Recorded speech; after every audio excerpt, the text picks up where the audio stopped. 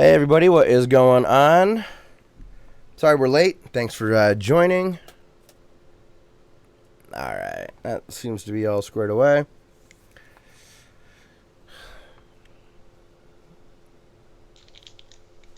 We got Darth Pangolin. We got Ken. What's up, guys? Chicken Nugget. Good to see you, man. Oh, I need my Alright. chat. We'll There get it is. started here in just a second. And then, we'll talk about this at the beginning of the show, but Dustin's going to be putting links of what we're talking about into the chat. So if you guys want to follow along, you can.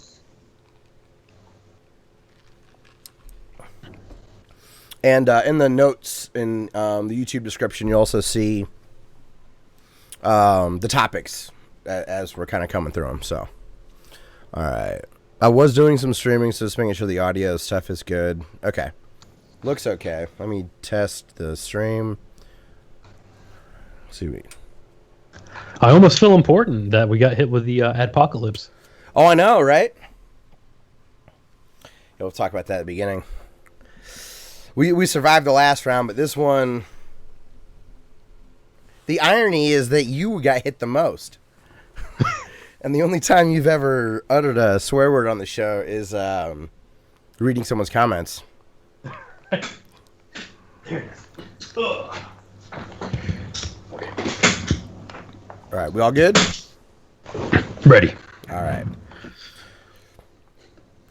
Okay, we are going to start the show and...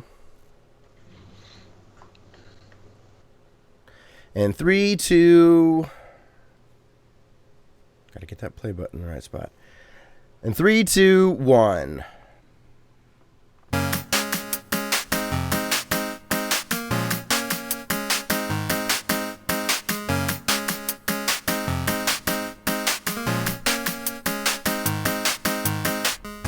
Hello, everyone, and welcome to episode 244 of the Classic Elite Podcast. My name is Scott. I've got Dustin with me.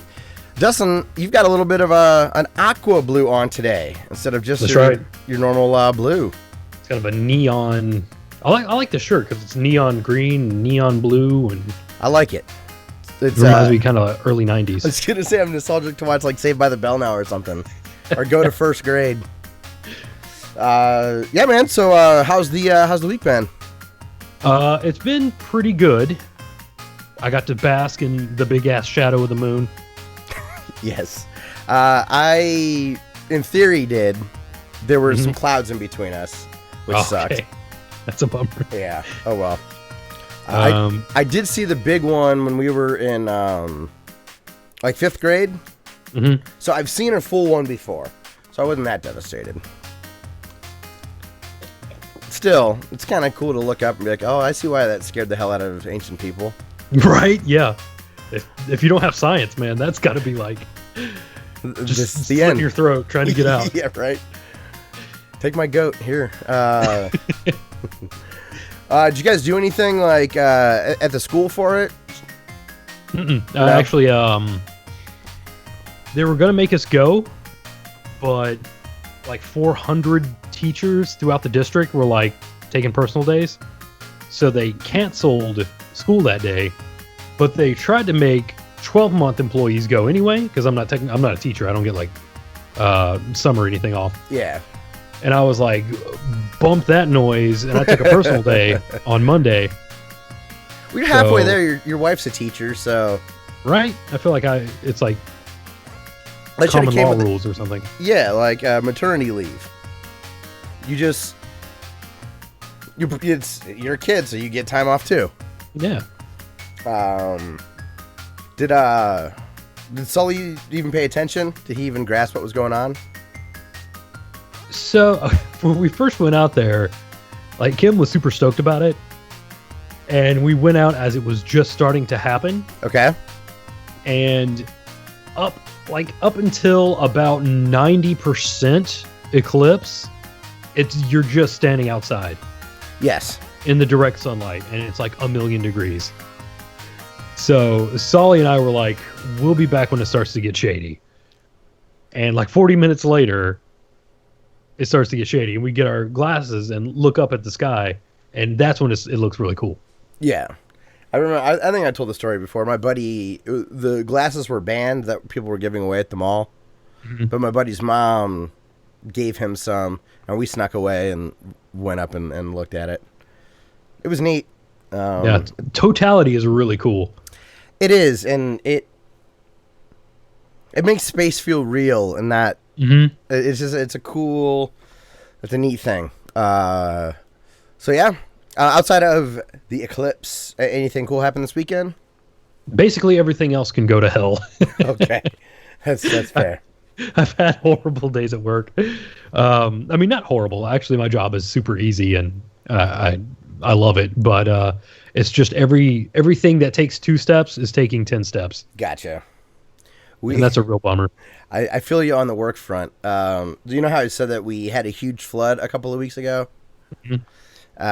Monday morning, was it Monday? Yeah, it was Monday morning. I get a text from my dad on my way into work, and he said something like, water main burst, bring coffee to work. And so I'm thinking, oh, our water shut off or something like that. No, entire office flooded again.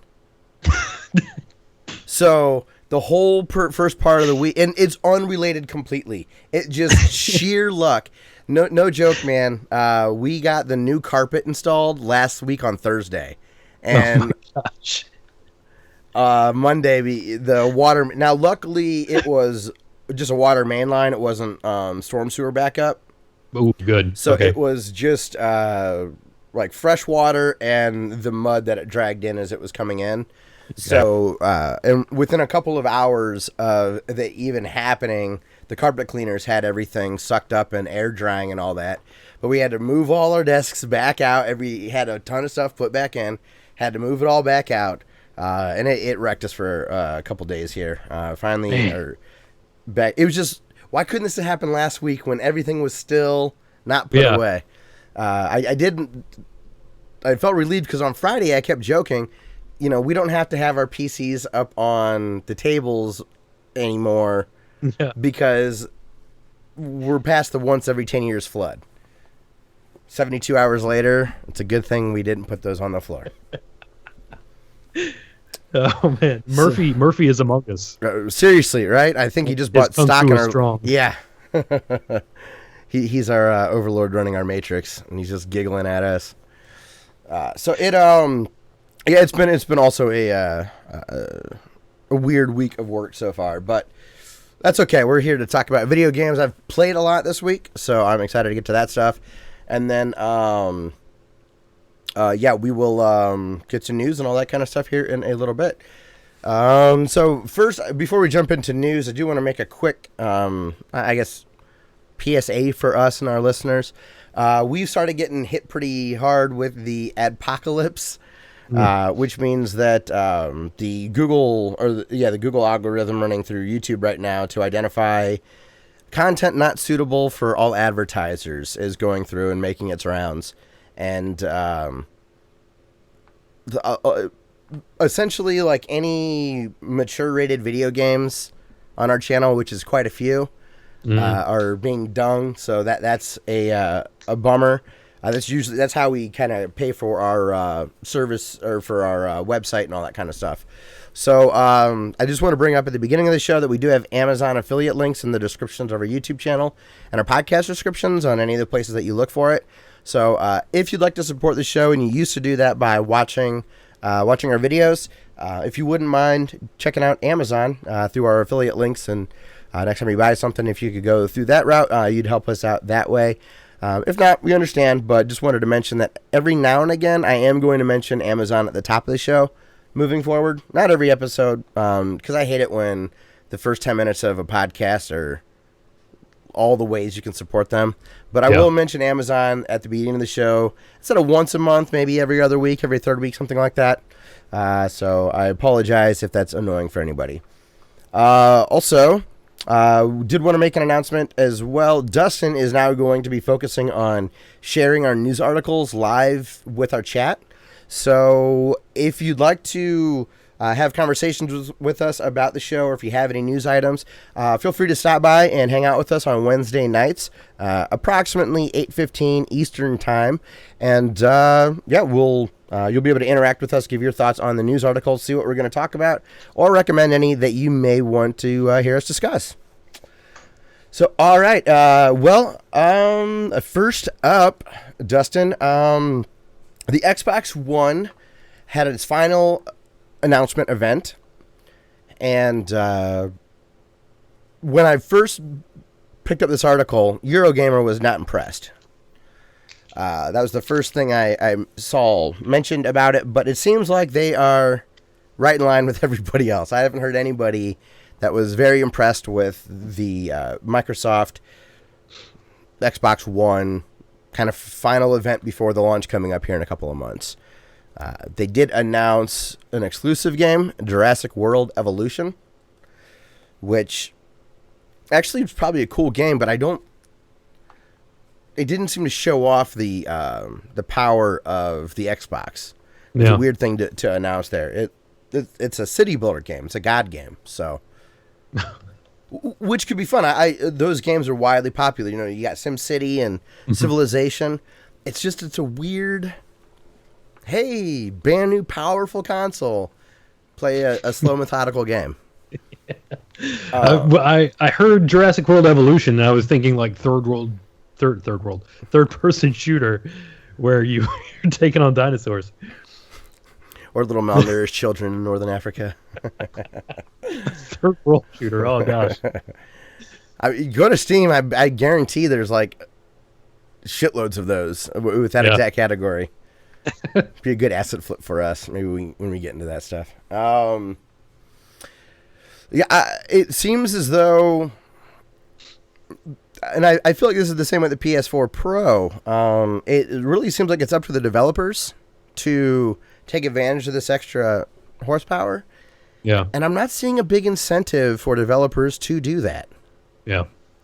Because they're going to be like, well, if we make it super awesome, then it's only going to run on this one piece of hardware fully, and then no one's going to buy it, and then we're all going to get fired. So they're not going to do it. Yes. And if I was in the market for a console right now, I probably would get an Xbox One, One X. It would still be pretty tough to not get the PS4 Pro because it's a little cheaper. And there are some very good exclusives for it. I personally really like the Xbox One S as a media consumption device, and I like some of the games that I've played on it. Okay. So I do like the Xbox One a lot, and I think it's a good ecosystem.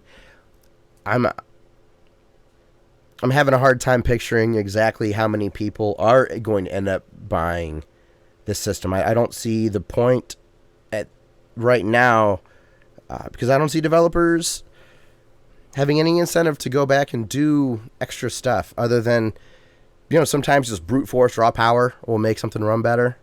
Yeah. I think that might be it. I know games like Horizon Zero Dawn, I think that runs at 60 frames a second with the PS4 Pro because it was they developed for those specs and whatnot. Yeah. Hey, Angela, what's going on? Angela, good to see you. What's going on? So yeah, I don't know. I'm gonna say who it's for, and I'm a little bummed that it's gonna happen in January. That people are not even going to know there was a new Xbox out unless you're doing stuff like we're doing. Yeah. Looking for talking points for a podcast. Right. Even in that article, Eurogamer said, like, the one question is, who is this for? I mean, our PC... It's tough when you're that far along to not consider a PC. Especially with how good the new AMD chips are for the price.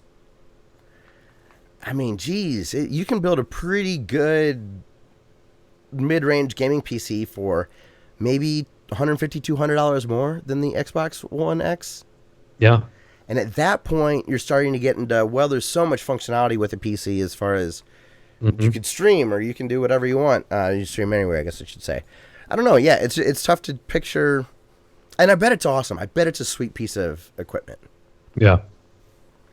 Is there anything? Hey, Zarek, what's going on, man? We got Jay again. Also, shout out to Ken and Chicken Nugget and Darth Pangolin. I don't think you've The seen third. Darth before. But good to see everybody here from the Xeric Overflow. It's nice to see you guys again. I know you've talked about it a little bit before. If you were to get an Xbox right now, which one do you think you'd lean for? Assuming the X was out. So you could pick a 1S or 1X. I'd go with the X just for the extra power. Yeah. I think that makes sense. I mean, the reason I got the S is just that I really wanted a 4K Blu-ray drive. Mm-hmm. Because I'm a psychopath that still buys physical Blu-rays so that I can rip them onto my computer. But I'm very niche in that, wouldn't you say? I'm the same way. You and me are cut from the same cloth. I was actually looking at Amazon trying to decide how easy it would be to get a Region B Blu-ray player so that I could... Because there's this Blu-ray that released in Europe but did not release over here. Okay. A movie called Christie, which is on Netflix right now. It's really good if you're into horror movies. Yeah, I was like... Is that Carrie's cousin? Sorry. Yeah. Minus the pig blood, updated. She's in college. But you can get like a $200 like hardware modded Blu-ray player, and it will play all regions. Really? I wonder if the 1S does. It allows me to flip to 50 hertz. So I wonder if it does support it. It might. That'd be nice. Well, no. If I had I'd have it in here. I wouldn't have it outside in the den. So you could get two and stream them between. I had okay. So here's some news. Personal news. I was in Target and they had Switches in. They're finally... You can't just go buy them online, but they're showing up in stores a lot now. Yeah. Someone on the... Like, I was standing there with Kim and Saul, and we were talking about it, and this is how much of an adult I've become. The Target guy comes up, and he's like, "Can I help you guys?" And he was talking to Kim, and Kim looks at me like, "Well, are we buying this stupid thing right now?" I was like, "No, we're good. We're good. Thank you." So I had permission, and I backed out. Yeah. This is several times. You almost got the OSSC as well. You had it in checkout. Yeah. So that's actually what I was thinking. I was like, man, $300 for a Switch. I could do a lot with $300. Like, if I wanted to spend some money. It's the you've got the your facial hair is about as long as it's been in a while. The last two episodes, maybe there's like you got a Samson face, and you're just like getting smarter as it's growing out. Oh man, I'm never shaving again. If it made me smarter, I'd deal with right? I have really shitty facial hair. I just look dirty. So Yeah. I would totally just deal with that if I could. You'd be smart. If I'd be smart. Dirty and smart. I could trick people into thinking I'm attractive. It'd be awesome. Yeah, Xbox One X will be coming out, and I think in November, maybe before then. But we'll see. Nothing to get exciting about, but I think it's going to be a really cool thing. Next thing up, Dustin, did you wake up in the middle of the night randomly to just check to see if NES Mini pre-orders were available? You know I didn't. Oh, then you missed, because that's what happened. SNES Minis sold out immediately, and they went on sale late at night. So a lot of people missed it. The people that probably didn't are just the people that use bots, or the people that all they do is care about buying hard to buy toys. Yeah. Put on the shelf with their Furby. It's a relief now, though, that we've been crazy about collecting Super Nintendo carts. The only big draw on this thing is Star Fox 2. Yep. Which will be hacked and dumped if you really, really want to play it and you can't find an SNES Mini. You could probably buy a cart right now if you wanted one. Well, not right now yet, because that one ROM's only almost done. This one is the 100% final version. Right. Okay. So So in 2 weeks. yes, there you go. I saw one of the arcade guys I like to watch on YouTube has an EEPROM burner, Hmm. and he has this old laptop that he bought because it has the old printer port. What's that called again? Display port? No. Sure. You know what I'm talking about, like the old 20, 30 pins or whatever. SCSI? No, but we're in the ballpark with that. No, not SATA. Not PS2.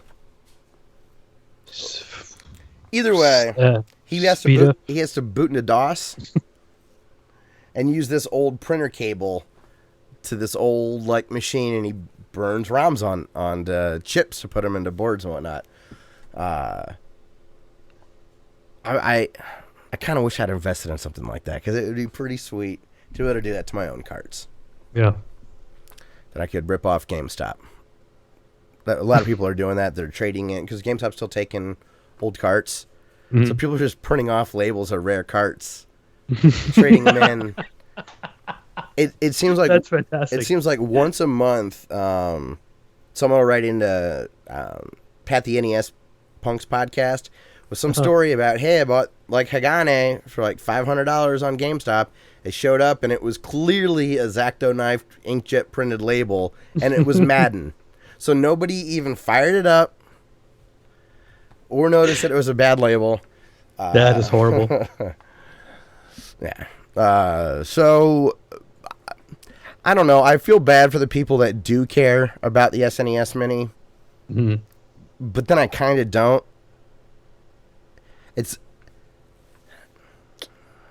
I don't know. I feel like it's the rarity driving people to go nuts over it, right? Absolutely.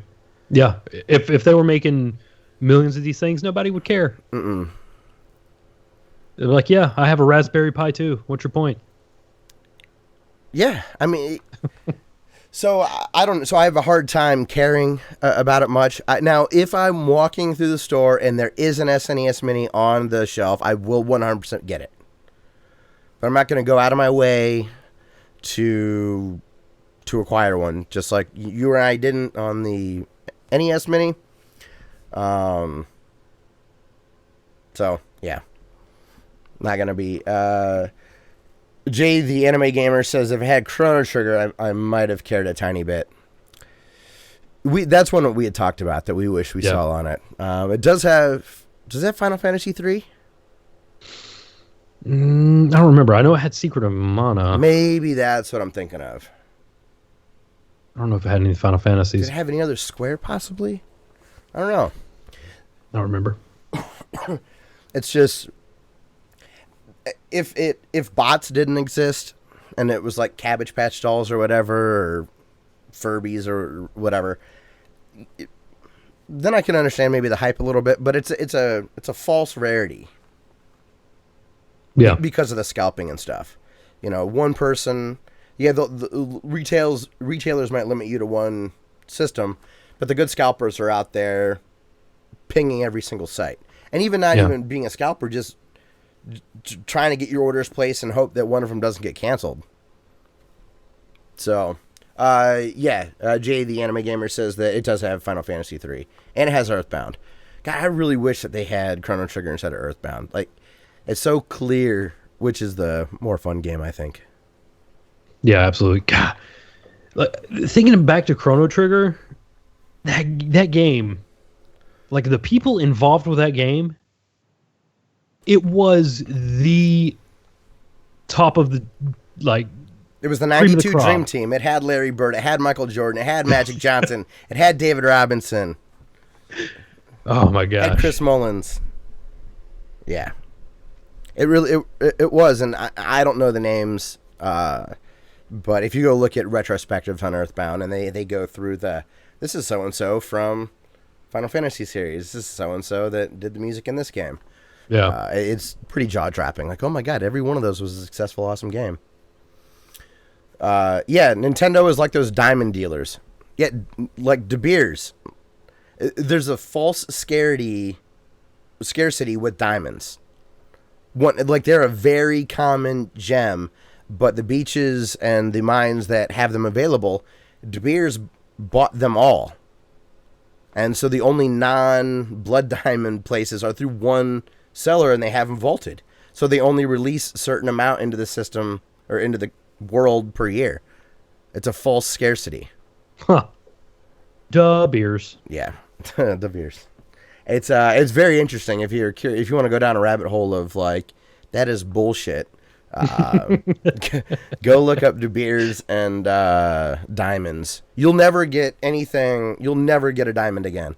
I've never purchased a diamond after learning about it, because you can actually get objectively shinier, prettier stones that are you can't tell unless you're a jeweler with the eye stuff that is significantly cheaper, 10-20% of the cost.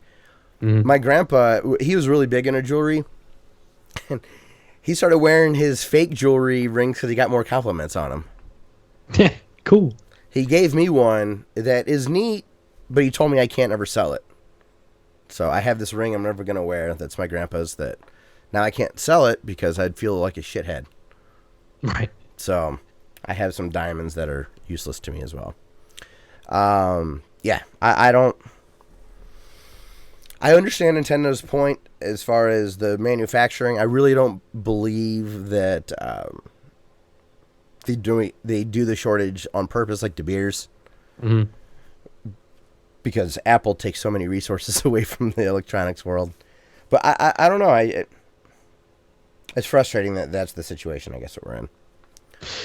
You could take the ring that your grandpa gave you and flip the stone in its setting and then use it to cut glass. You could become a cat burglar. Dude. Well, it's 9 little ones. Okay. So I could score them punch through, right? There you go. Yeah. Zarek says, this is a near flawless diamond. It's going to cost you it's going to cost you. Humans figure out how to make real diamonds. It's the flaws that make it valuable. Hey, Ava, good to see you again. Thanks for joining. Welcome. So, yeah, I will say the SNES Mini did add a rewind feature, which is awesome. Yeah. I heard the Giant Bomb guys talk about it from what they heard from Kotaku. Mm-hmm. So I might have this a bit wrong, but it sounds like it's kind of... You can't just straight rewind. It's like you have to save stuff. It's kind of a menu-based, the way it was described. Almost like you have to save, and then you can rewind from the save backwards or something like that. It's not flawless and fluid, the way the Disney Collection or Mega Man... Does Mega Man have that? The Disney Afternoon Collection, you can just straight hit the bumper and it rewinds, like Forza. What if there are no SNES classics? Jesus Christ. You blow my mind sometimes with really big questions. Hey, Crude, good to see you. Thank you. Thanks for the tip, man. Thanks. Shit. That's... We'll never be able to disprove it because you and I will likely never see one in person. Yeah. It's all the conspiracy. It's just some small Super Nintendo shell with a Raspberry Pi running inside it. God, that would be awesome. I would love for it to be that low level off the shelf. Just they bought all the unsold Ouyas and put them in SNES shells and flashed it.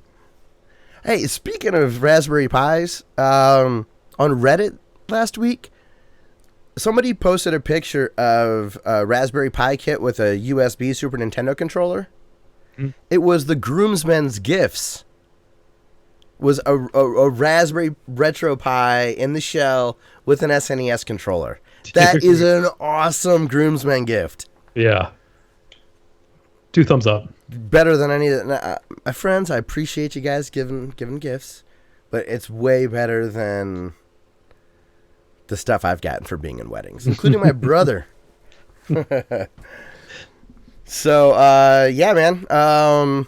Just get him to renew his vows. Yeah. That's a good idea. I'll even get ordained online so I can perform it for him to Yeah, you can put in the officiate. extra work. I could read him back from the Zarek. Is the affiliate link not working? I'll have to double check that stuff. I thought we were good to go there. Yep, we'll have to. It's been working. People have been clicking on it and buying stuff, so it could just be a typo on my end there. Next thing in the news, Bioshock is 10 years old, which, this had always felt like an old game to me because I'd missed the boat. Uh-huh. So 10 years to me, it feels like, oh, it's only 10 years. I'm not that late. I don't know. Every time I hear some milestone like that, I always think like, I'm super surprised. But wait, no, I'm not. Sometimes they hit me real hard, like The Matrix is 18.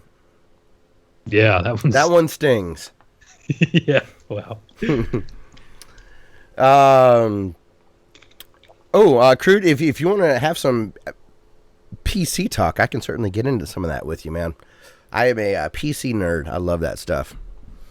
There's some really cool YouTube channels as well that I like to follow for all that stuff. But Bioshock is 10 years old. I have only played Bioshock Infinite. But Dustin, did you play all the way through Bioshock? Did you go through Rapture? I did. Yeah, that game was good. I like the game. It was better than the third one. I wonder if I would agree with that or not, since I played the third one first. Mm-hmm. I'd like to go. I have the remastered ones because they got the free upgrade or whatever. And I played through the beginning part of it. I remember doing that within the last year or so. Mm-hmm. I don't know. There was something about Infinite that I adored that game. I really, really liked it. But it would be kind of neat to go back and see what some of the Easter eggs were referencing. Don't you think? Yeah. All right, PC stuff. All right, we're going to take a quick break and talk about some PC things. Okay. All right, Let's see. You got your motherboard? You do. Crude, give us a budget, and I will... Got your graphics card? You do, but which graphics card? So Vega just came out. Mm-hmm. The AMD platform. He's jumping off the cage in the background. Insane. The heat pipes out of his hands are incredible. Dissipation for days. Yeah, Angela, I agree. Infinite is just beautiful. It even still looks great on the 360. But the PC version is really, really nice. And runs really well because it was the end of the life for Unreal 3. So PCs that were built in 2011 run it really well. Okay. I might need to do that. RAM and storage advice on the PC stuff. So make sure that your motherboard, of course, is compatible with DDR4. Right now, that's the main standard of RAM. At DDR4 levels, I would recommend not caring about the frequency because it's so fast, you're not going to see a big difference. The clock speeds, odds are you'll probably end up somewhere around 2400 megahertz or 3000 megahertz. I would go with the cheapest of them, but I would recommend seeing if XMP profiles are still a thing. They were with DDR3, and that was a factory overclock. So you would, essentially what the XMP profile did is your motherboard would ramp up the RAM usage or down depending on what it thought you needed. And the XMP profile would just keep it maxed out all the time, which isn't a resource hurt, and it's just an electrical signal, so it's not a big deal. It's not going to hurt your system. And then, so I would also, with RAM, try to stick to big DIMMs if possible. So if your system can hold like 32 gigs of RAM, don't fill all those slots up with 2 gig sticks because you can only afford 8 gigs of RAM. Try to fill it up with one single RAM DIMM and then expand as the system ages from there. Yeah, so that's my RAM advice. Storage, depending on your motherboard and what the inputs are, I would prefer an M.2 connection, which is like the little, looks like a piece of chewing gum. It's a little SSD that looks like chewing gum. Mm-hmm. It's like a really skinny little stick. But any SSD is going to be substantially faster than a mechanical drive.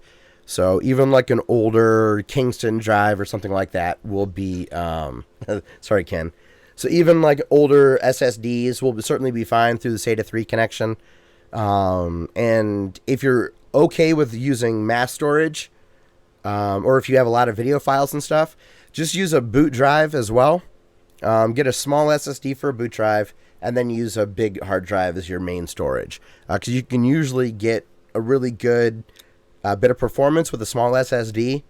And if it's movies and stuff, any mechanical drive will be fast enough to load that. Yeah. If I were to recommend a brand, I like the Samsung Pro, the 850s, as far as price to performance right now.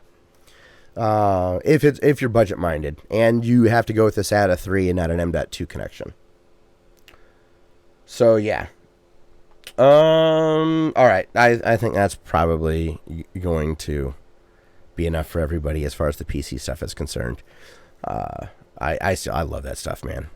There's some new. Ava sent us a spooky ghost. Ava just gets us. Right. So yeah. Make sure to not worry about clock speed on the RAM, and if you need to use a combination of solid state and regular, do that if at all possible. If you can't, just get a big ass hard drive. Yeah. Get a 2 terabyte Western Digital blue or black, one of those. Don't get green. That's the slow economical one, or ecological one. Yeah. Do you remember those hybrid drives that would do a cache drive in it? It had a. Yeah. Do they still make those? I don't think so. I think they were like a stopgap between. Yeah. Yeah. And Windows 10 actually does quite a good job of managing all that stuff. And I use some old slow drives and they work just fine. Yeah, Sonic Mania, Jay, is amazing. I will be talking about Sonic Mania here in a little bit when I get to what I've been playing. Are you still playing that? Yeah, I played a little bit. Awesome. Yeah, big ass hard drive. Yeah, go with that. So, Dustin, something happened today with Polygon that it's just a reminder of why I try my best to not source from them.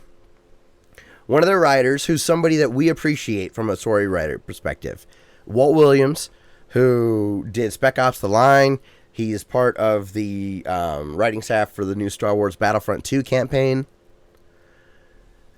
When you read this Polygon article that he wrote, it is about his worshiping of the crunch in the game development industry. But this is also true in all software development. I shouldn't say all. It's very commonplace in the software industry for a crunch, which means you're likely working 7 days a week, 10 to 12-hour days.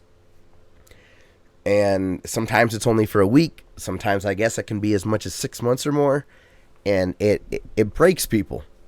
Now, some people work well under those conditions. If you're a procrastinator and you strive or you thrive under that last second crunch, that certainly can be a good thing.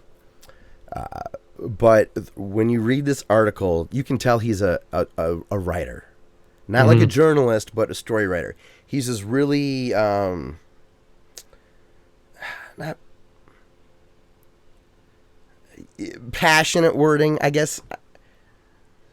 When he makes arguments based on getting an emotional response, not from anything that's cited or factual. And it's a very manipulative debate tactic and quite a successful one. But basically, as I read the whole article, he's like, well, I like it this way, and so it should just be done this way. Not from any factor or anything like that. And essentially, he thinks that the crunch is a good thing, and he thrives for it. And then he contradicts himself a few times in the article. One example of a contradiction is him talking about how if you can't cut it, then don't get into this line of work. You should be passionate. And then acknowledges later in the article that typically you're working on someone else's project. So it can be tough to be passionate. But, you know, out of the love of it, you should want to do it, is his, I guess, thought process. I have a couple other notes here. He also, so the working conditions when you're working 12 hours a day, no breaks, 7 days a week, he argues that should be the norm, not something that's just needed. That should be expected when you're going into video game development. Not reworking workflow, not setting a lot of smaller deadlines.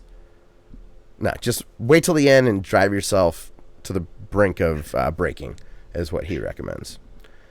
And he must have been aware that this was a little baseless, what he was saying. Dumb.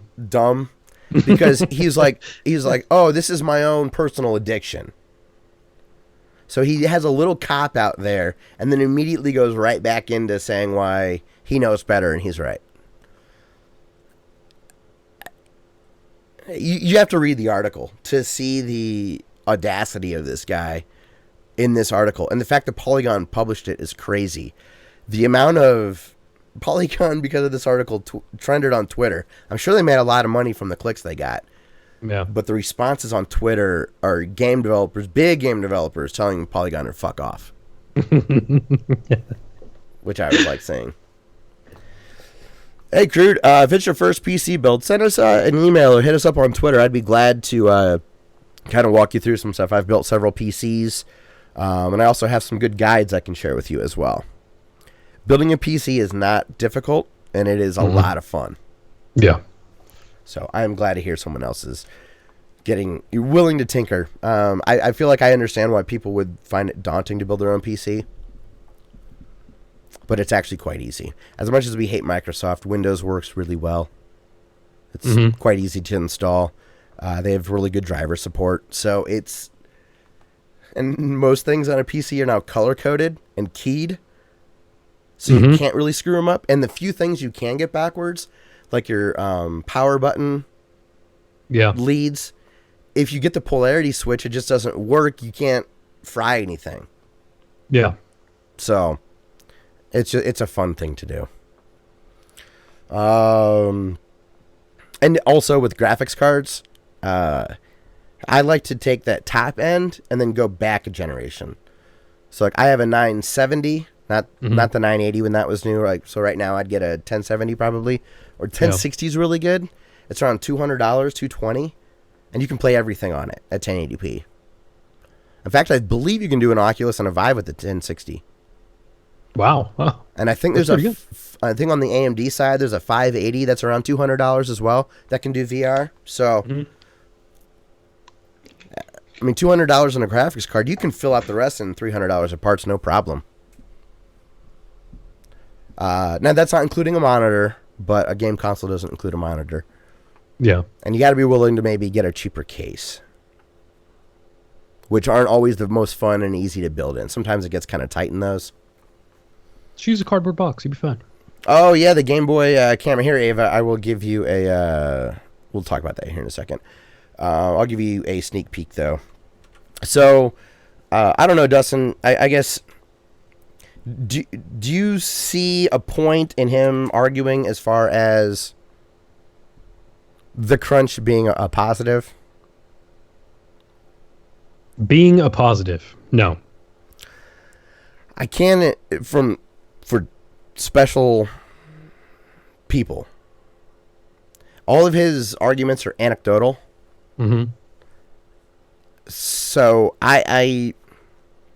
if you're arguing with anecdotes and you don't acknowledge their anecdotes, your argument falls flat with me. Yeah, I still don't think it would be an objective advantage. Yeah, Derek Alexander on Twitter said something along the lines of, I have ADD and this is something I struggle with, and here you are championing it. Yeah. And not that it's not okay for them to champion it, but it's like, don't glorify it when odds are people that fall into this, it's not a choice. It's a habit that needs to be broken. It's a very difficult thing for them to get through. I'm gonna write okay, here's what's gonna happen. I'm gonna write an article called "I'm a Functioning Alcoholic. Everyone should be an alcoholic." Someone I saw that said on Twitter, one of the game developers was like, "What? So now you're gonna say because I did something great as an alcoholic, you're gonna champion that and tell to me everybody needs to do that?" Like, so you're right in line, man. That's right. You get the objective truth from us, the no spin zone, with a lot of spin and opinion thrown in there. I think we're reasonable, but we do say our opinions. Yeah. Yeah. So, I don't know. We'll check out the Polygon article. You should read it directly for yourself and see if maybe I'm just being overly sensitive. I don't know. I guess I've worked in some environments, especially right out of college, that were absurd, and this feels kind of like that. So I am a little biased from that perspective. I also saw someone on Twitter say, "Oh yeah, this is just like writing free articles for exposure as the payment." So next up, this is a quick thing, but I like it. Might make some people mad. Horizon Zero Dawn got an update, and it puts in just straight up easy mode. Word. I love it. Yeah. I love that option, especially in a story game. Yeah. Difficulty granularity is never a bad thing. Nope. Never. If you don't like easy mode, don't play it. Done. Yeah, and with the Disney Afternoon Collection, they give you an achievement for not using the rewind button. So you're rewarded in that for not using easy mode. Yeah, see? That's awesome. Yeah. So if you're stuck in Horizon, maybe you didn't want to farm some stuff, you didn't want to craft some things, you want to find out what happens, you can go check that out and you're good to go. Next up is this real, Dustin? Someone took a picture of the Eclipse with a Gameboy Camera. Did you happen to see this? I did. That's what I imagine it would look like. Oh, I did send that. It is, and it's gorgeous. It will probably be the thumbnail for this week. Yeah. We got tons of Eclipse stuff going on, but it's a beautiful, beautiful image. I don't know how else to describe it. It's black and white, and it's awesome. Hey, Crude, thanks for stopping by. Yeah, man. Thanks, dude. I did see that you mentioned us on Twitter, so I will follow you back, and we'll get some stuff going. I know that we're suckers for pixels and pixel art, but there's just an objective beauty to that photo. Yeah, it's awesome. So then next, Dustin, you've played Shenmue. I have. Did you watch the Shenmue 3 trailer? Yeah. As someone that's played Shenmue, are you excited to see the final release of the game? Or are you disappointed in what you saw and therefore not very interested anymore? I backed this on Kickstarter, and I am not disappointed. I was hearing the Giant Bomb guys complain about it. And when I watched the trailer, my first thought was, oh, if I played Shenmue, I would be thrilled with this. The aesthetic looks the right way. The camera panning and zooming in at the end of the trailer was exactly how the game on the Dreamcast started. I was happy for Shenmue fans when I saw the trailer. Yeah. I guess, what are your thoughts? You have any expectations, or is there anything in the trailer that jumped out to you? The only thing that jumped out was the clearly not finished faces on the models. I kind of hope they stay that way, because to me, that's Shenmue. Yeah. That would be cool. Or that would be like an unlockable. Go back to shit faces. Yeah. Shit face mode.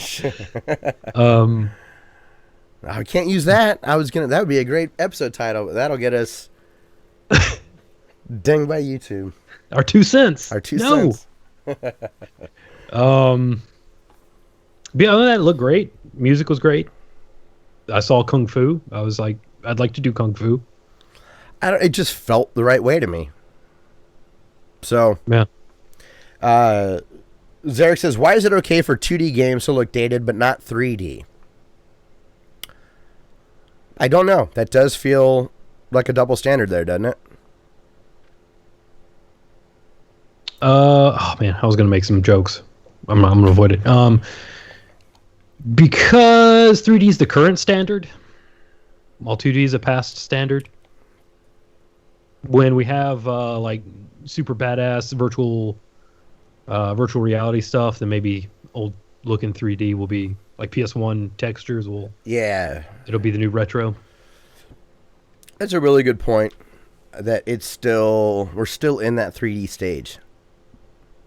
It's all judged on a relative basis still. Yeah. Yeah, that's a good point. PS1 games, Ava, I never liked the aesthetic of PS1 games. They always looked jaggy versus the cartoony Nintendo feel. And I'd always kind of prefer the vibrant cartoony look to the N64. Even though the PS4 was much more powerful, and it was like the games were so big that, like the animations weren't real crisp and good all the time. There was a lot of Dire Straits, money for nothing looking characters with a few more, pixels and stuff. I don't know. I love those old games. I love PS1 graphics. I know you do, and I don't judge you for it. Ugly, like muddy, warping textures. I love it. I can't get enough. Yeah, if you want to watch some good, Dustin's got some good PS1 stuff on our channel. Particularly, hold on, King's the From game. Don't say it. It's tip of my tongue. I'll get to it. We'll come back. It will before the end of the show. I'm gonna remember what that game's called. All right. It's not Demon Souls. Oh shit. Okay, sorry. Zurich asked earlier, what would we put on a PS1 mini? Oh. I don't have that much experience, but one of the twisted. I would ask Kevin for his favorite Twisted Metal. Yeah. Have that. Metal Gear Solid. Mm-hmm. Is 2 on PS1? Or is that a PS2 PS2 game? Okay. Yeah. Final Fantasy VII seems like everyone would want that. Yeah. I would want the Rayman game, the 2D side-scrolling Rayman. Mm-hmm. That's a really good game.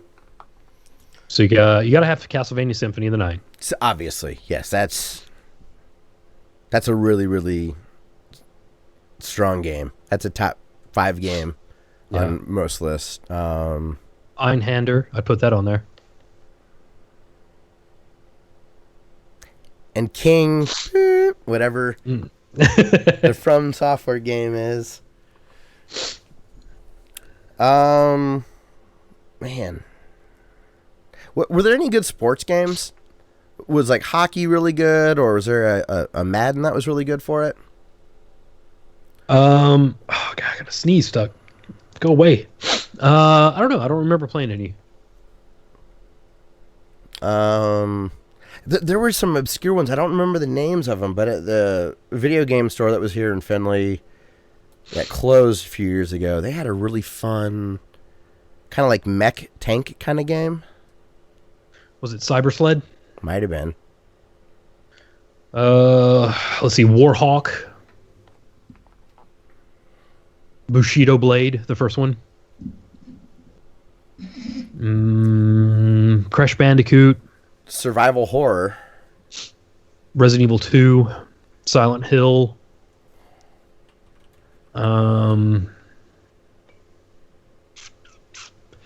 If you want to go super kooky, you could do the Final Fantasy Chronicles, I think it was, that had like Final Fantasy IV and Chrono Trigger on it.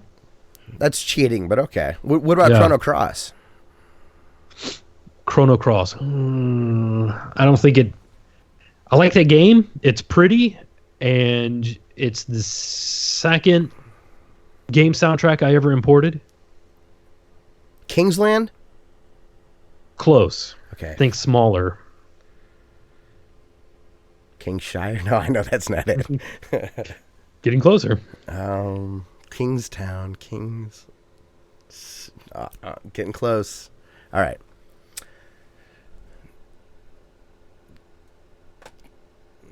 King's F? Sucks. Silent Hill. Silent Hill. Also Resident Evil. The first Resident Evil. That's got to be on there. Vagrant Story. I own that. I've never played through it. Soul Reaver. Yes. Soul Reaver's very good. I've heard people talk about Soul Reaver. Gran Turismo. Man. That was great for the time, but there's no way that's any good now. I mean, it was real fun. Yes. Xeric Spyro. The Spyro's first Spyro. Really good. That game is amazing. That game is so good. Oh my gosh, the first Spyro was so good.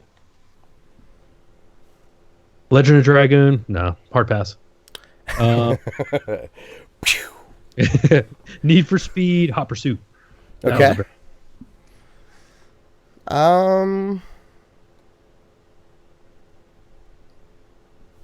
Yenya Kabbalista City Skater.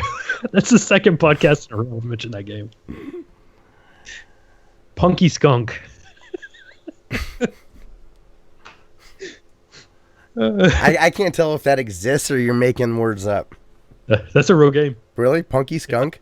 Punky Skunk. I think I own it. I hope there's a sequel out there. That should have been given at least 2. Oh, Parasite Eve, yes.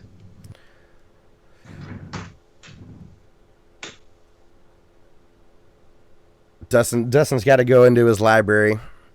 Punky Skunk.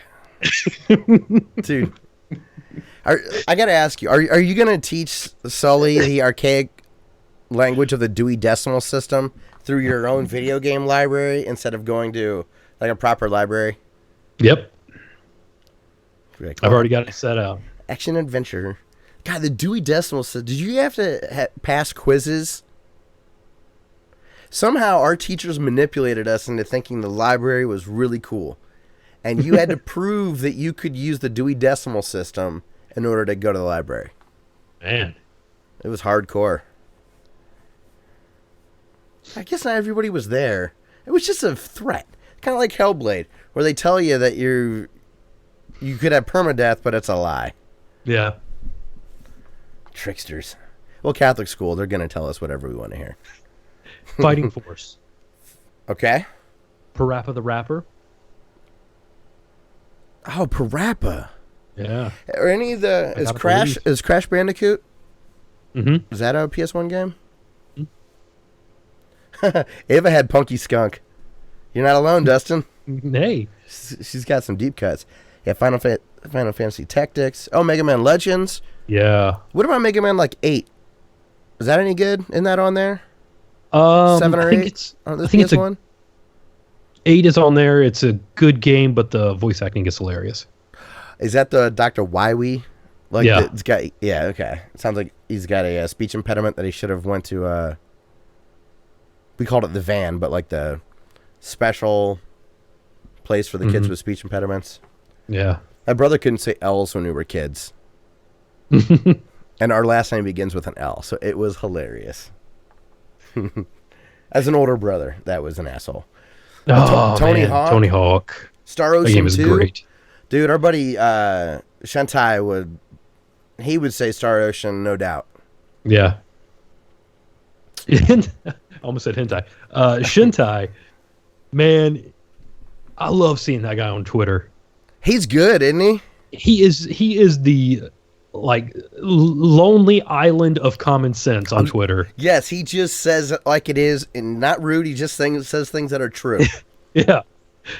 I remember somebody was being crazy, and he was like, well, it's not that bad. I think you're being a little hyperbolic.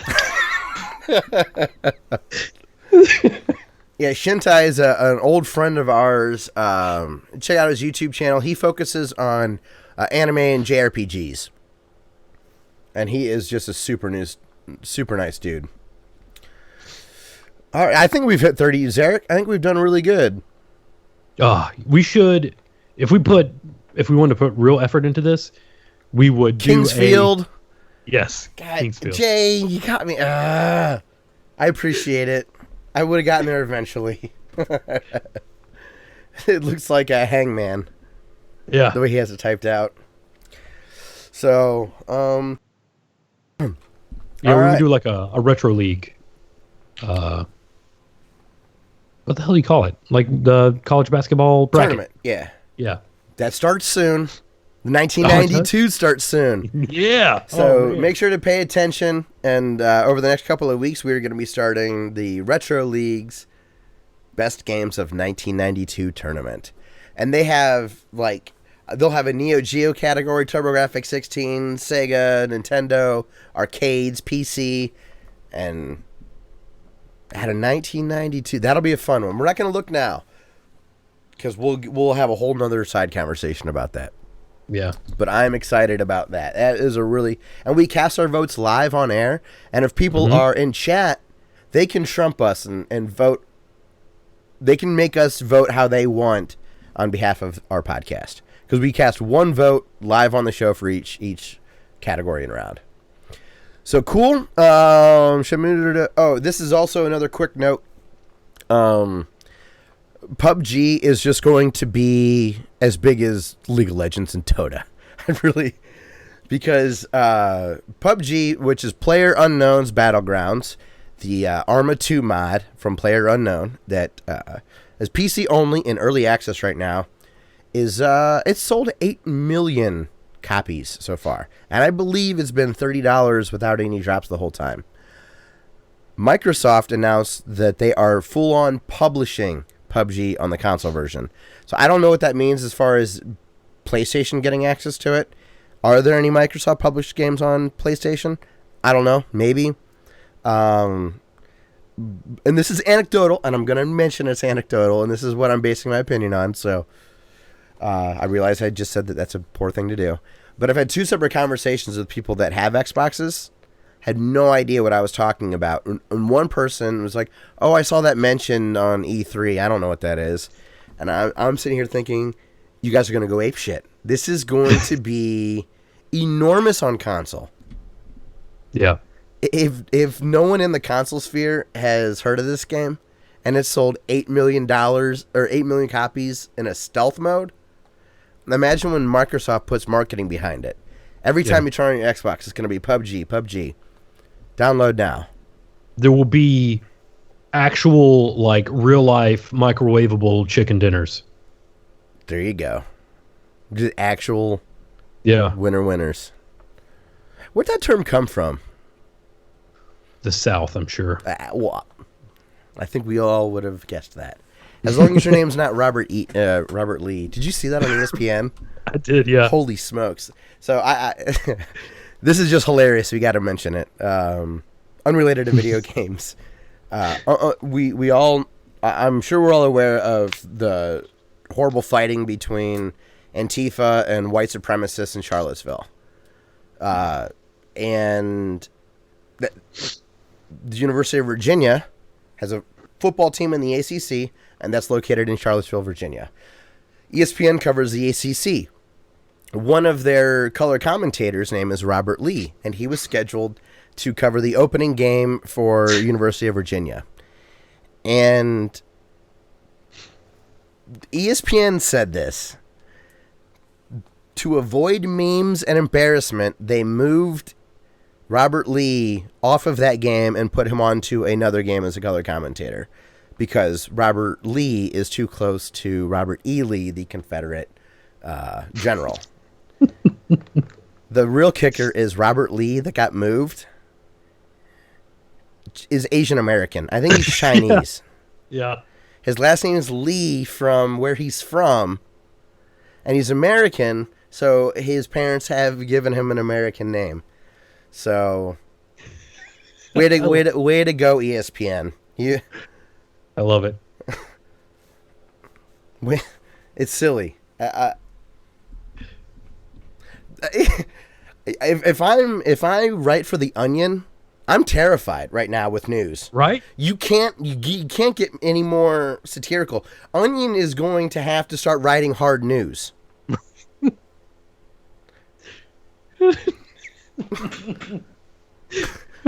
It's so funny. So, whatever you're going to do.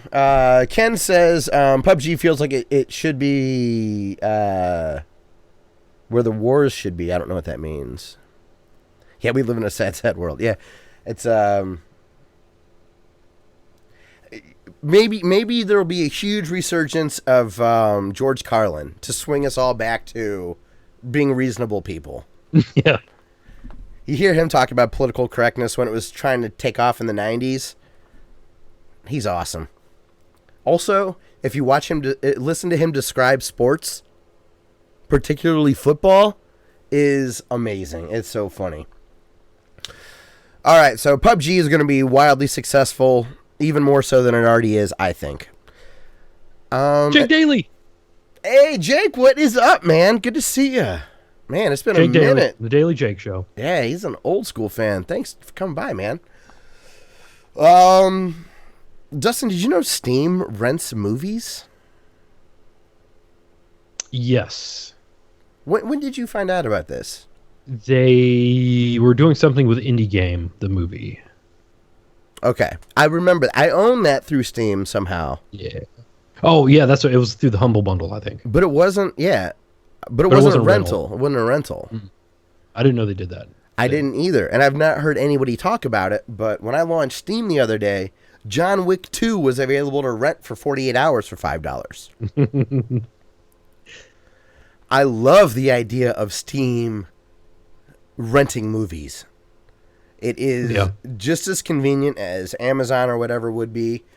A lot of people have movies on in the background while they're at their computers. A lot of PC players have a second monitor.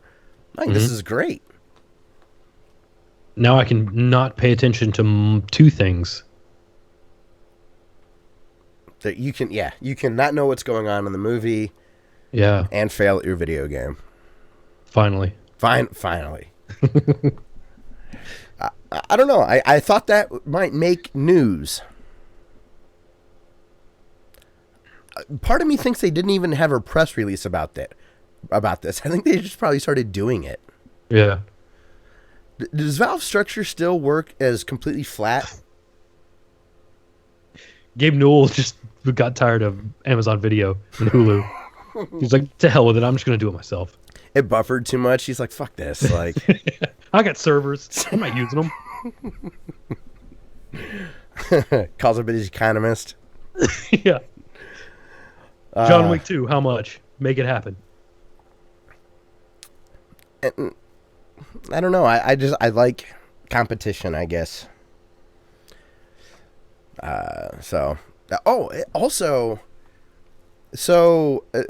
Sorry again. This is unrelated to video games, but it's movies, so we talk about that enough. There's a service that is looking to try to work with Warner Brothers and other movie companies to, I think 17 days after movies come out in the theaters, have them available to stream and rent. Man. Because they say that the first week or two is where all the money is made on a particular screening of a movie. And at 17 days after the initial release to rent it, they're saying a high price point, like $50. And other restrictions, like you can't be like an indie theater and broadcast it to other people, and if you caught, you're in trouble. But basically, it seems like buying a pay-per-view event. If you have 5 friends that were going to go to the movies but don't really want to go to the movies, you can have people over. They all chip in $10. You get the movie that's in the theaters now live. Good quality. And then I've heard them talk about having a step down. So after the movie's been out for 30 days, maybe drop from $50 to $30. And then it kind of goes down until it's a normal rental. Because the movie studios are saying, hey, we're losing all of our DVD sales, so we need something to help with this. And if you're not making money on the tail end of a release of a movie anyways, why don't we try to have something that's going to work for both of us? And that'll be an interesting fight to see. Because if the theaters say, well, we're not showing Warner Brothers, That could be a cascade where all of a sudden movie theaters are just gone. Maybe all the studios will say, well, maybe we don't need theaters anymore. Which I don't like the theater, so whatever. But I like that they exist. Every couple of years, I like the spectacle. Theaters are great. It's the other people that go. Yes. That I guess that's what I mean by it. The experience can suck sometimes. Yeah. Or be great. I watched John Wick 2 in the theater, and it was rad. It was worth going. I want to see Star Wars in the theater. I want to see the Avengers movies in the theater. I don't want to see a sad crime movie in the theater, though. That's embarrassing. Right. I like the ceremony.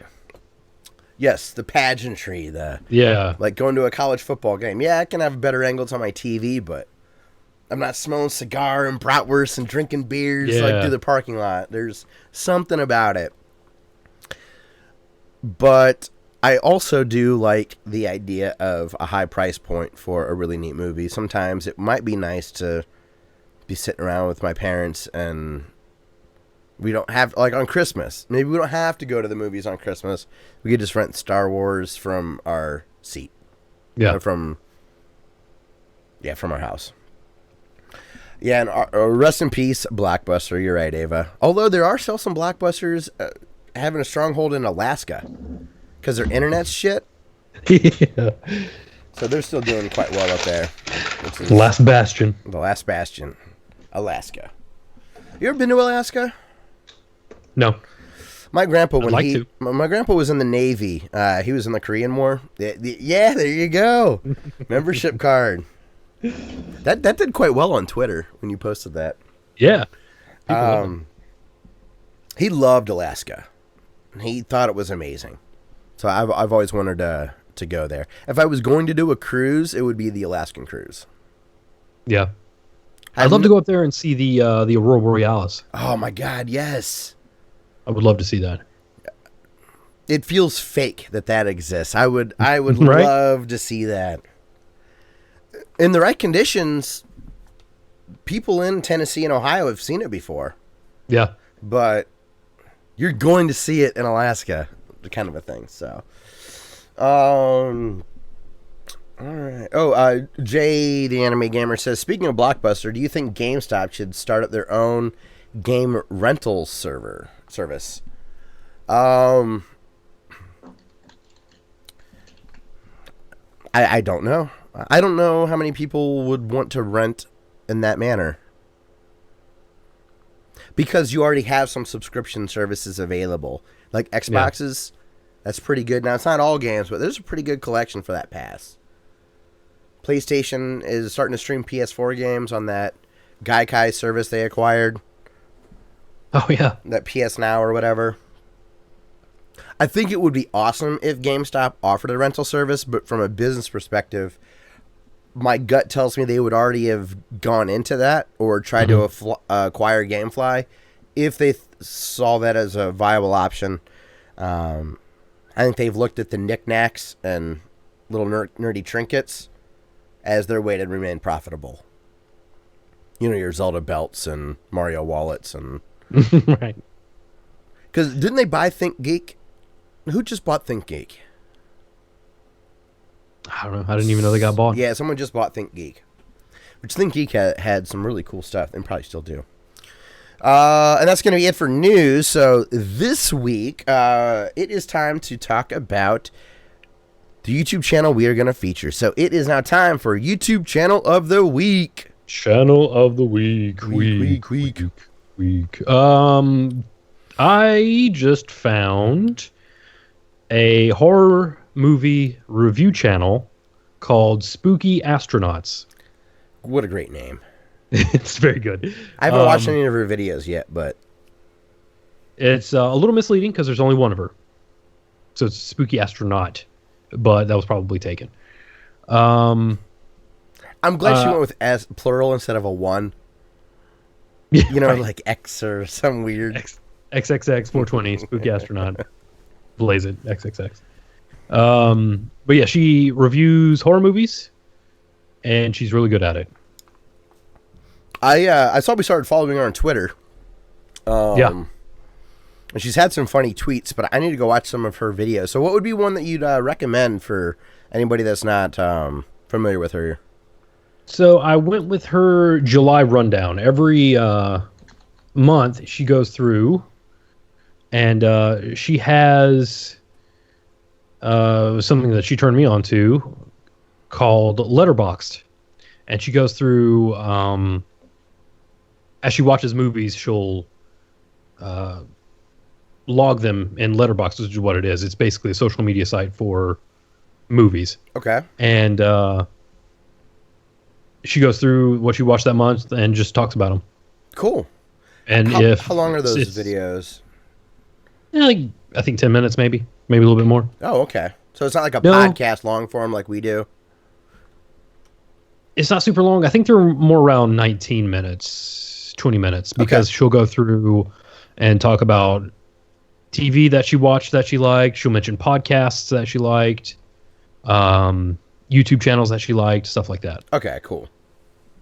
But Letterboxd is really cool, and if anybody wants to get in on that, you can friend me. Here's my profile in the chat. Create an account and let me know what movies you're watching, because I've found a couple of good movies so far just from being on Letterboxd. Dude, I need to get this just to like low key stalk your movie selections. Like when I'm bored, be like, oh, what's Dustin recommend? Hell yeah, man! And it's not just horror movies; it's all movies. Okay. I've posted a list of what I'm going to be watching during my horror movie Halloween marathon this year.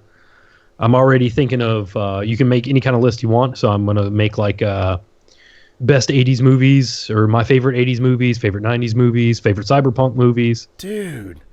Blade Runner won't be on there, Zarek. He's going to unsubscribe, man. We can't keep pushing that. I better stop. I need to share this with the guys on the Cartoon Retrocast Diamond Elite Facebook group. Yeah. They love, and I do too. Us as a group, we love curated stuff. Mm-hmm. So like our good buddy Mike T has like 90s music playlists, and they're currently in the middle of a tournament a la the Retro League, but it's 90s music, and they have it broken down in genre, which has been very fun to listen to, and you can go vote and all that kind of stuff. And this seems like a really slick aggregate site that we could have like a Cartoon Retrocast thing, and people could add to it. That's really cool, man. Zarek says the annotated Castlevania series, this is all you, Dustin, that you recommended has forced me to add that to my stream this soon list. Ooh. All right. Yeah. And Zarek will be super informed as he's going through that stuff, which will he's going to blow people's minds on that stream. Right. With the amount of information he's going to be dropping. Zarek's found such a stride with those Bethesda games between Fallout 4 and Skyrim and stuff. It's awesome. Yeah. Awesome. That's cool. I remember being really excited when he played Ori and Owlboy and stuff. I'm like, oh, yes. Now, Owlboy, I didn't watch all those because I didn't want to spoil stuff, even though I've really slacked on that. I adored watching his Ori playthrough. Yeah. God damn it. I love Ori so much. I'm about a third of the way through a second playthrough on Definitive Edition. Mm-hmm. I shouldn't say a second playthrough. It'd be my third of the fourth. Because remember, I bricked it and lost my entire game because I ended up in one weird broken respawn spot impossible to get out of. Still my favorite game of that year. I'm so excited. You mean you didn't give it a 1 out of 10 on? No, I did not pull a Jim Sterling and cried my way. I love Jim Sterling, but that was kind of a temper tantrum he threw there. Have you gotten to play much more? I guess I can cheat and look ahead to the notes. We won't talk. I was going to ask you to play more Hellboy. Not Hellboy. which they're gonna. I heard they're doing another one. Dude, I'm down. Hellblade. Sorry, I loved the first two Hellboys. Yeah, those movies were awesome. I think, and they're different. You can tell they're different directors and different writers, but both excellent. Good deal. Well, yes, Spooky Astronauts. Go check out her July rundown. Follow her on Twitter. She's a good laugh on Twitter. So, Dustin, let's get into what we've been playing, man. So, what's new this week in the gaming world for you? Okay.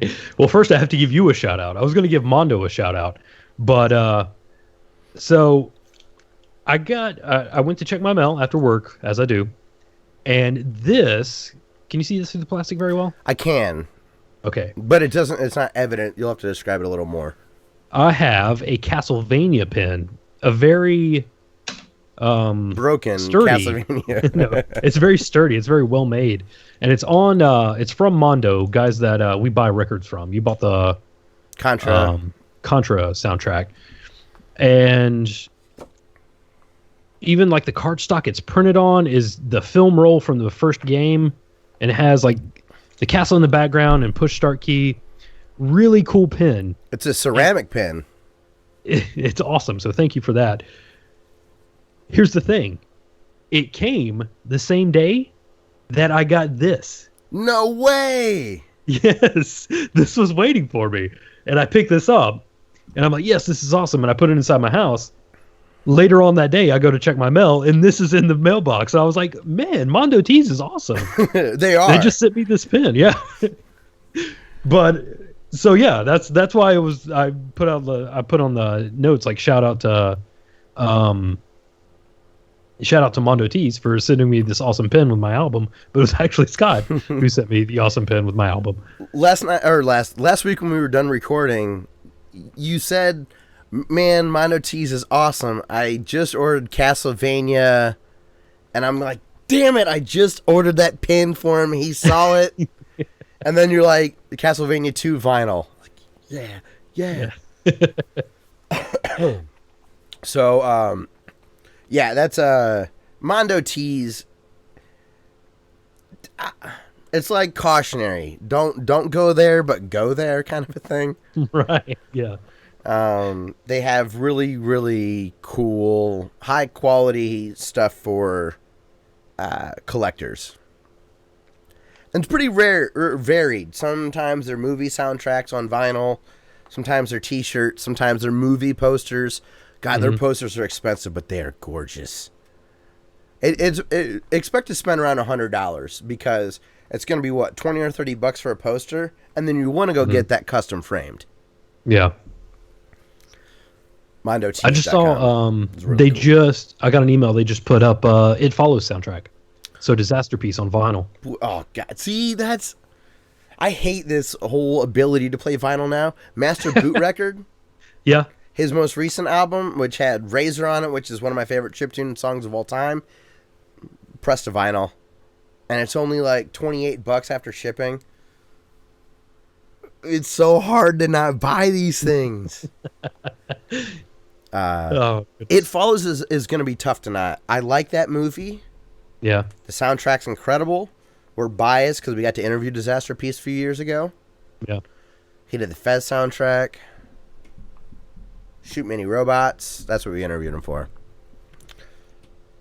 He's done a bunch of stuff. Richard Vreeland, Disaster Piece, is he's up there with like Danny Barwanowski as far as well-known video game, modern video game guys that are in the indie scene.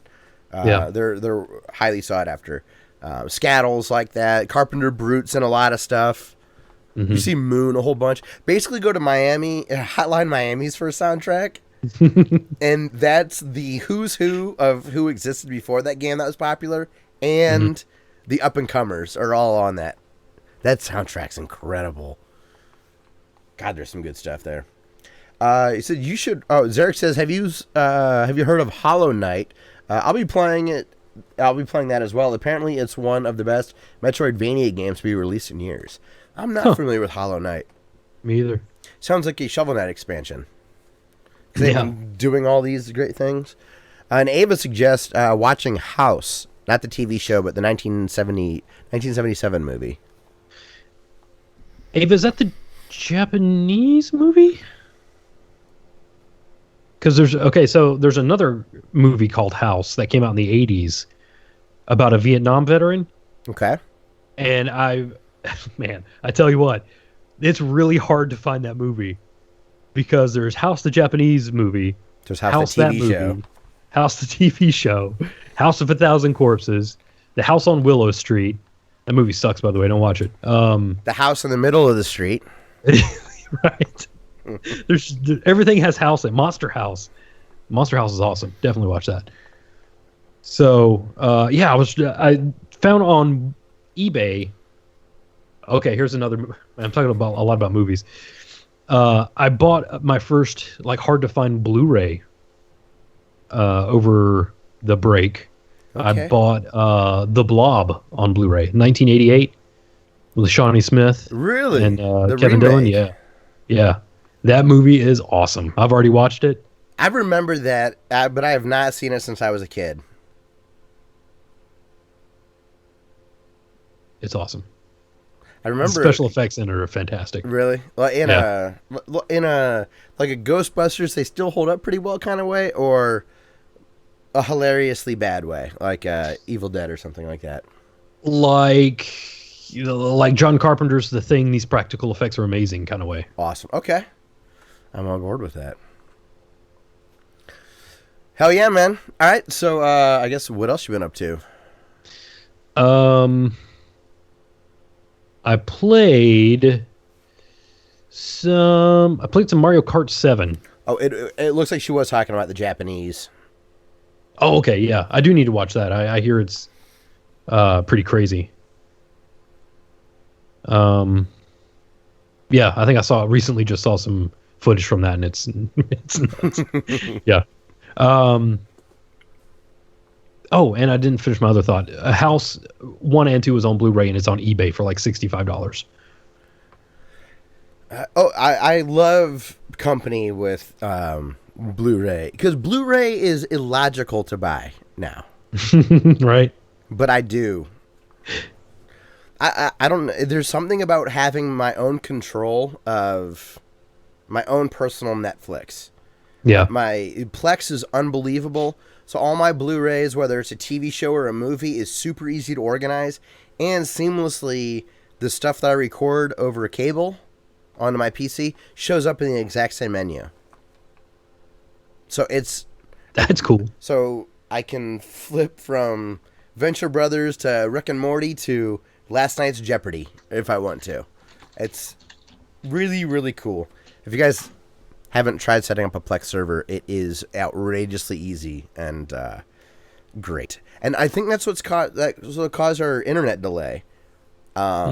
Because what was happening is I have NAT security on native in my ASUS routers that I use, but also that is part of my my regular modem. So it's kind of like going through two firewall ports to get to one certain spot. So I had what's called a double NAT going on. So if I needed to have this modem, my regular cable modem from the ISP, set to bridge mode so that everything operated under one IP address and everything was in one spot. And what I think was happening is I was getting an IP conflict because I had two PCs hooked up into the same router that was in bridge mode. And so it kind of threw it off. Like, wait a minute, I'm getting two pings from a PC with the same IP address. This does not compute. So, but I think I fixed it by throwing my other PC on my other router, which is right there. And I'm speculating there. I don't know, but it makes sense in my mind that that's what's happening. But I have no idea. Sorry, I didn't mean to get sidetracked like that. You were saying you played some Mario Kart 7? Yes. You have a 3DS? Oh, yes. Yes. You did the Metal Gear review on our channel with the 3DS. Remember when we were doing those and we had to film ourselves holding a frickin' 3DS? Yeah, that was horrible. I think our videos turned out okay, considering. But actually filming them playing the game and like capturing footage is a nightmare. Horrible. But Mario Kart 7 is incredible, I think. Do you disagree? It's super, like, I'm playing the 50cc. I was just going to work my way up. Okay. And it's incredibly easy. You're on 50cc. Okay. Mario Kart fixed its increment stuff. Okay. So if you clear the 150cc, it gives you credit for everything under that. Okay. That might fix it. Because I'm finishing like 5 to 10 seconds in front of everybody. Like, nobody is near me.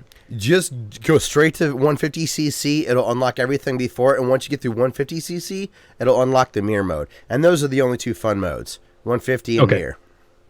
Got it. So report back next week and see if you hate it then. Yeah.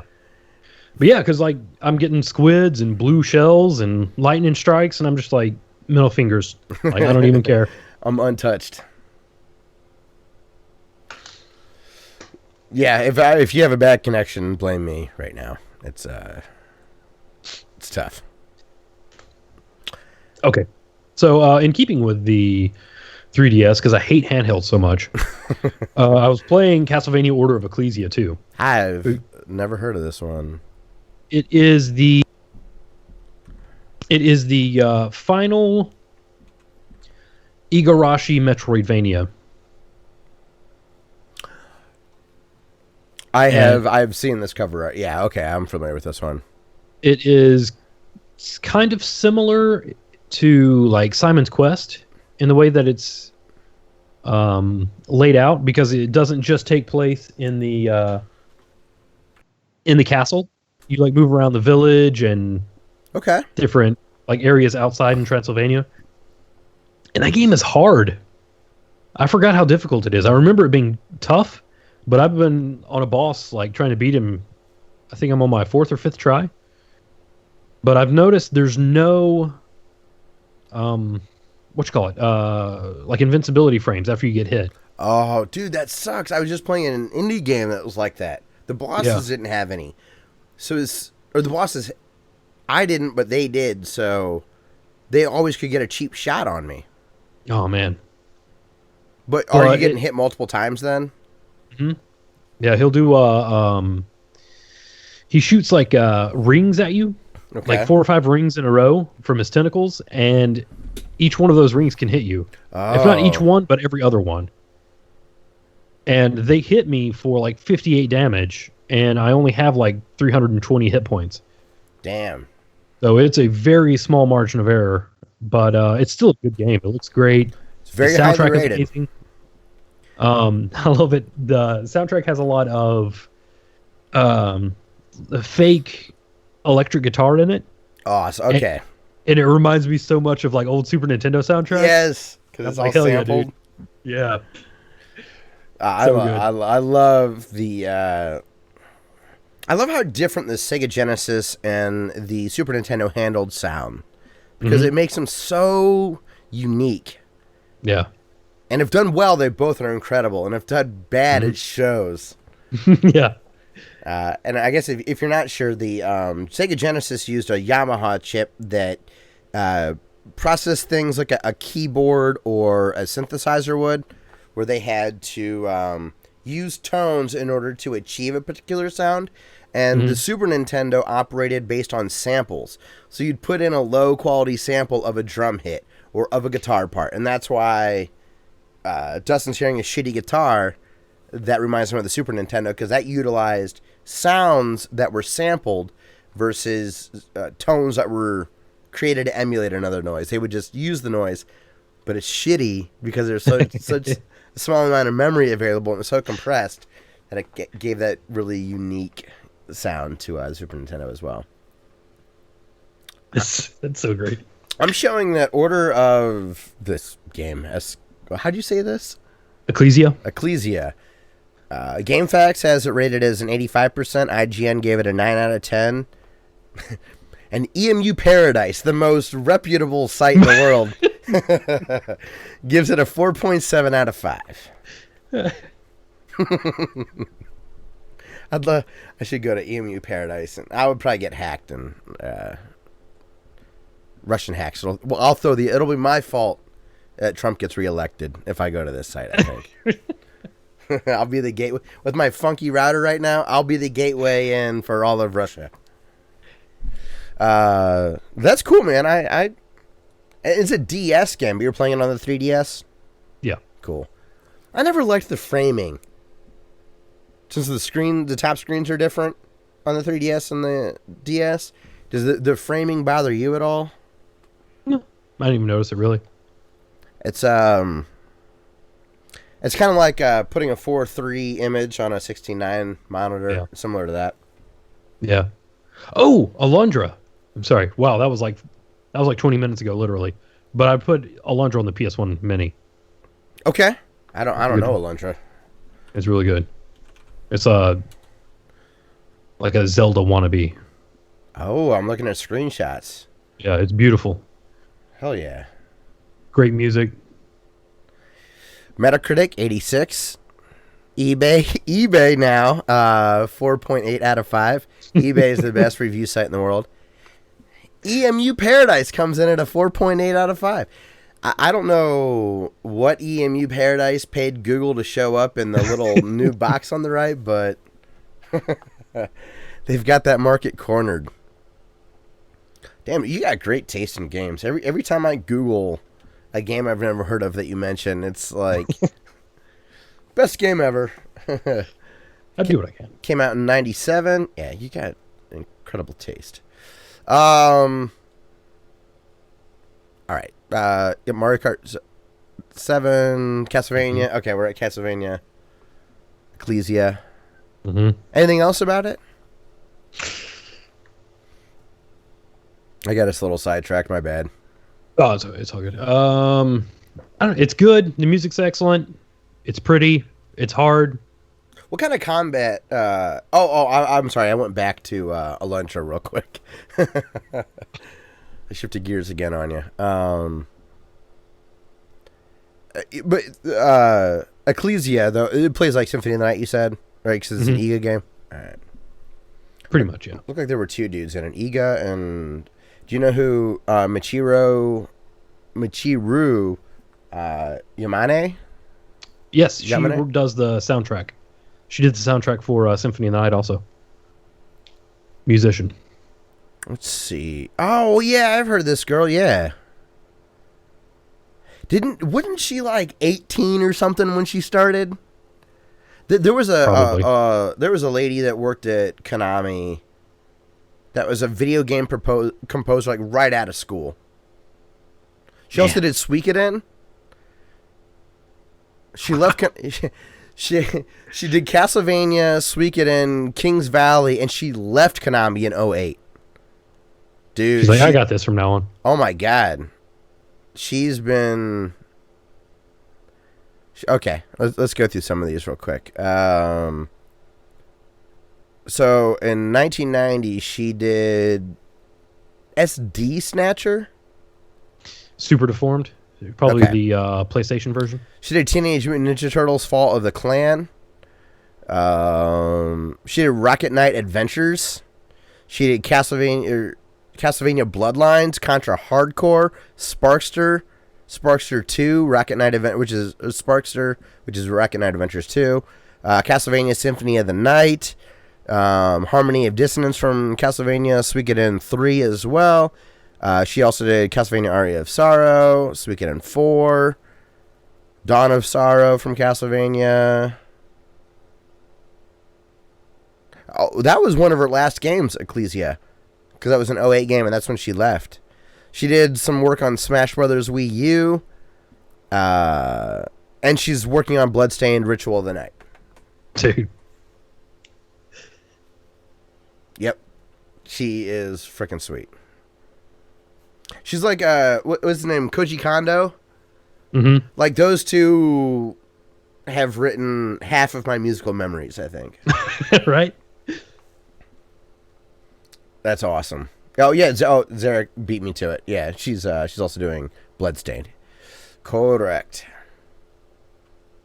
Damn. I'm always so impressed with people that are really good at writing music. Yeah. I've tried. It's very, very, very difficult. I never wrote anything any good. Sword of Mana soundtrack, it looks like she did, according to Ava. Damn. She's prolific. Okay, so, and then also, let's talk about some Sonic Mania, man. Let's do it. I really hate those Sonic 3 special stages. I am terrible at them. I've only completed one, and I got a silver coin for it. I was able to complete one again, but without collecting all the rings. I got all the blue dots, but didn't get all the rings. Maybe you have to get all the rings to get the gold, because I didn't get all the rings either. I think that's why I ended up with the silver. Gotcha. I do still like the chase sequence when you find a big ring. Those are rad. Yeah, those are great. Okay, so when you go past a checkpoint and you see the little stars light up over the checkpoint thing, if you hate those Sonic 3 ball stages on the grid, does it pain you to ignore the little shiny stars? Like, just don't play them. I don't understand the benefit of playing those stages. I think they just unlock bonus content. Oh, okay. And I keep going back to them because I don't like being bad at something. Okay. All computes. I totally get. I'm okay with. Sometimes I'll play them, but if I'm close to the boss, I'll skip the stars. I don't care. Yeah, I have to go. I have to go back and go in there. I know you do. Because I'm like, this game will not beat me. I will get you, stupid ball stages. Especially because it's not that difficult. Right. It's not even that hard. More of a kick in the teeth. Completely incapable. It's jarring. It's a completely different controls mindset. It's different timing than what you're used to inside of the game itself. And you can screw up and blow one right away. Yeah. Okay. I don't like them, but I don't hate that they're in there. Neither do I, but my own OCD won't allow me to move forward. I do hate that there's unlockables, though, that are predicated on that, because it is tough, and I don't want to grind through a level to try to get stars to pop so I can suffer through one of those stages. Yeah. I think it may just be like artwork and stuff. I don't think it's anything too substantial. Not like modes or anything. Right. If I just see credits in that game, I'm going to be happy. I don't care about the unlockable stuff. Yeah. I've got two or three, Chaos Emeralds. I got 2 now. I stink at those special stages to get the Chaos Emeralds, but I love them. Yeah. They're fun. How far into the zones have you gotten? I was ahead of you last week. I got to... Is it Studiopolis? Oh, yes. Okay. I'm maybe 2 zones ahead of you. Yeah, which is an awesome Pulseman reference. I don't think that went over my head. It's so Pulseman was only available on Sega Channel in the United States. Oh, okay. And I don't think I even knew that existed when I was a kid. I didn't know the Sega Channel existed until I was an adult and heard people talk about it. When I saw videos about that, it blew my mind. I didn't want to spoil it for you. I'm not that disappointed if we spoil it for other people. How incredible was the end of Stage 2 when the boss fight is Puyo Puyo? It's so good. So good. Yes, it was so good. You were right. You were right at that point in the last podcast, and I'm so glad I didn't spoil that for you. What was it called here? Dr. Robotnik's Mean Bean Machine? Was that it? Yes. Yeah. Yeah. It's so good. It was such a quirky little... Yeah. I came down and I landed in the little pod, and I was like, oh, it's on. Okay. I know what's about to happen. Right? This is awesome. And they put it early in the game, which is great because not everyone's going to finish it, but it's right there as a wonderful Easter egg. And in fact, it would keep people going, I would think, like, oh, there's a lot of love in here, right? Yeah. Hell yeah, that's awesome. Jay, let us know what some of your favorite stuff with Sonic Mania has been. Anybody and everybody in the chat. Oh yeah, absolutely. When Zarek said Sega Sonic Mania, he said I was going to say stuff like blast processing so much when I stream it later on this week. Honestly, blast processing is obviously a real thing now. Yeah. When you play Sonic Mania, it's clear blast processing exists. It was a conspiracy to call it marketing only. Mm-hmm. We now know the truth. Sonic Mania is just beautiful. It looks good. It plays good. It sounds right. Yeah. It feels like you said last week. It's how you remembered Sonic in your own mind. Yeah. It's perfectly it's zoomed in on the perfect amount. Yep. It's not too close up. It's not too drawn out. You know what pisses me off? When side scrollers let you go too far right. Yes! What in the hell? How does that even happen? We're not programmers, so I don't know. But nowadays, how does it happen? Because you know that stuff's just built into an engine. Yeah. Oh, my God. You know, in the 80s and 90s, when they were figuring these things out, how to program for that, understandable. Nowadays, like that's frustrating. That's actually a complaint I have about a homebrew game that I'm going to talk about in a little bit. It's garbage. Because it's an unfair. It's unfair for the player. Yeah, it will ruin your game. It absolutely can. I haven't run into that with Sonic Mania. No, not at all. Sonic Mania is awesome. But yes, that's shit when that happens.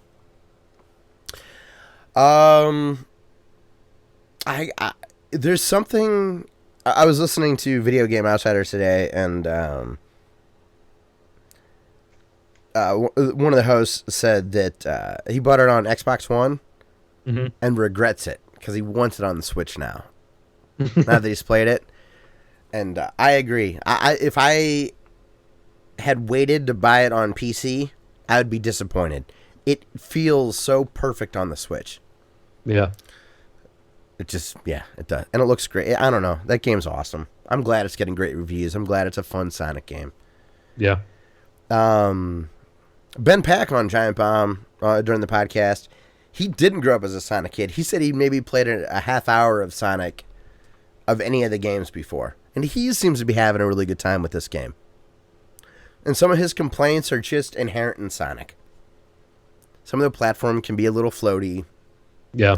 He was blown away by the ability to choose paths. He's like, you can really go a bunch of different ways through these levels. Yeah. You can really learn them inside and out, and you can find secrets, and I'm finding secrets on accident. And it's amazing that somebody that's not a fan of Sonic can be having such a good time. Because Sonic always felt like a caveat or like an acquired taste as we've moved into modern games. I love it. It's awesome. So good. I'm almost done. I'm embarrassed. I won't tell you which boss. Dude, I had to go to YouTube to watch someone beat a boss because I couldn't figure out what I needed to do. Yeah. It was embarrassing because it's not a hard game. Especially the boss fights. Yeah. It stumped me. And what's a real bummer is every video I tried to watch was like mostly downvotes because people were playing so badly. The video that I finally found that showed me what to do, the guy tried to double jump constantly. And all it was, so he would mid-jump, hit jump again. You could tell because of the sound, but there's no double jumping in Sonic. So people in the comments were shredding this guy like, what is he doing? It was like, you know that if you're driving people nuts in a 3-minute video, then you've done a port video. Yeah. Or you're a great troll. Or you're a brilliant troll. Yeah. It's Sonic Mania is awesome. Or you're Arthur Geese and you don't know what people are talking about. Oh my God. Or just shooting at the ground. God damn. He's not. No, he's Kotaku, isn't he? Or is he also Polygon? I think he's also Polygon. Damn. I mean, I love Griffin McElroy so much that Polygon isn't completely dead to me, but jeez. Title irritates you if you have common sense. Well, cool, man. What else you been up to? Anything else you want to chat about this week? Side note, gaming on batteries is a thing again. Carl Williams, Yeah. Magazine, he got the rights to that back. Damn, really? Yeah. I had a notification on LinkedIn. This is our old friend, Carl Williams, Triverse, owner of Scenic 7 PR. I got a notification on LinkedIn that it's been 7 years since Retro Gaming Magazine started. He was part of that launch. Man. We had an ad placed in there, Mm-hmm. but we didn't pay for. They offered us coverage, which was amazing.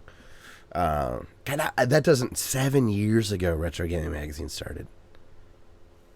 That's crazy, because that means they would have contacted us just a couple of months after we had started to show you how thin the podcast landscape was at that point. Yeah. I was watching the right before we recorded, the Retro League was live streaming a Q&A, and they talked about the very beginning of their podcast, how the Nintendo Retrocast with Jeremy from Cartoon Retrocast, how their podcast stopped and their forums are what created the Retro League. Those guys like Hemrock, Chris, Nick, Hugh, and Rob, they're talking about the beginnings. It was because we were right there for that, but it didn't seem like this whole quick process. It felt long and drawn out, but no, it was... That was a long time ago, dude. It was, man. I think maybe that's why I hold... I mean, I really like Jeremy a lot at Cartoon Retrocast.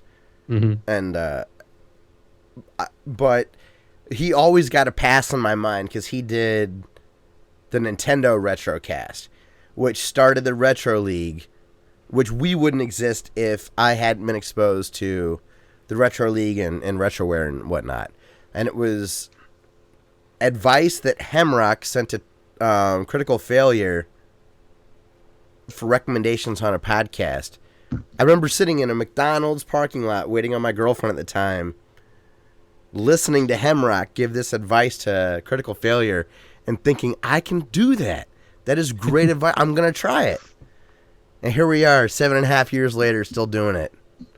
I wonder how Hemrock's doing. I'm sure good. Yeah.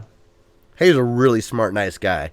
Yeah. Unless he just had horrible luck, I'm sure he's being real successful. Really, really nice. Yeah, wow. And they're still doing it, so that's a good thing.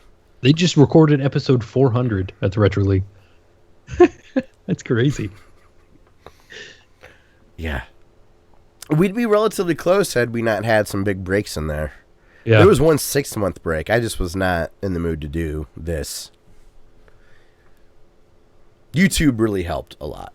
Yeah. We've definitely streamlined this process from how it used to go. Dude, it was a slog. Remember all the technical issues we would have and all? Yeah. Oh my God. It's quite remarkable that we stuck with it, actually. Oh, hey, Jay. Oh, it was your first time watching? I must have interacted with you in Zarek's chat then, because I've definitely seen... I've had interactions with you before, I think, or I've read some of your stuff. But this is his first time watching us, so thank you. Awesome. Very, very cool, man. Yeah, thanks. Glad to have you aboard. So, okay. Any other tangents, I guess, before I rip through? I think I wrote 2 articles for the first Gaming on Batteries. Did you really? Yeah. I think I wrote Rayman Origins for the Vita. Okay. And Kid Dracula. Ooh. Kid Dracula. That's one of your deep cuts. Yeah. That's an expensive game now. So yeah, I think those are available digitally. So if you want to read anything I wrote, you could pick up that first issue. Gaming on batteries. Did you do it under Dustin or Vogue Nasty? What do I you think think it your was byline was? Okay. Yeah. Cool. Yeah, Carl's a very, very nice guy. Good friend. And he was one of the guys in the forums. That's how we met, through the Retro League forums. God, what a different... I felt late to the game. Yeah. Yeah. That's cool. So, all right. Well, Dustin, I was sent a homebrew game. Oh, shit. I left it in the Genesis. Ooh, I have the packaging, though. Check this out. Hey, all right. So, it's a Sega Genesis homebrew game. It is called Coffee Crisis. I like it already. And it is... I'm going to read the back to you, Dustin. All right. Okay. Not so long ago, in a galaxy kind of close to us, an alien race... I'm sorry. An evil race... Sorry, this was vodka. So, an evil race of aliens named the Smurglians have stolen the Earth's Wi-Fi to create this Smurnet. Using their new technology, they have discovered Earth's music, and now have their sights set on stealing that as well. It is up to Nick and Ashley, owners of Black Forge Coffee House, to use their 6-demon blend to put an end to the evil alien plot. So you are 2 coffee baristas fighting aliens to save music and Wi-Fi. And they make fun of... I've gotten through about half the game, I want to say. They make fun of country music. Yeah, okay. By laughing at a terrible artist named Kenny Chest Knees. No, Skinny Chest Knees. And the girl Ashley, who I preferred, she uses a percolator to whack aliens, and the guy Nick uses a bag of coffee beans to smack people. Like, think of putting batteries in a sock. And right. The controls are super fast as far as like moving around the screen. You can do it's a beat 'em up side scroller game like Final Fight or Streets of Rage, Turtles the arcade game, that kind of thing. And you can do a jump kick. You can do a wind up where if you hold down the attack button, you can build up a power shot. Just like in Double Dragon, you can grab guys by the neck or the head and smack the hell out of them. The music is Genesis, of course, based on heavy metal. And it's a silly premise, and it's very fun. I streamed it for about an hour and a half, 2 hours the other night. And it's great. It's really, really fun. It is $30 or $40, depending on which part of the site that you're looking at. It's developed by Mega Cat Studios.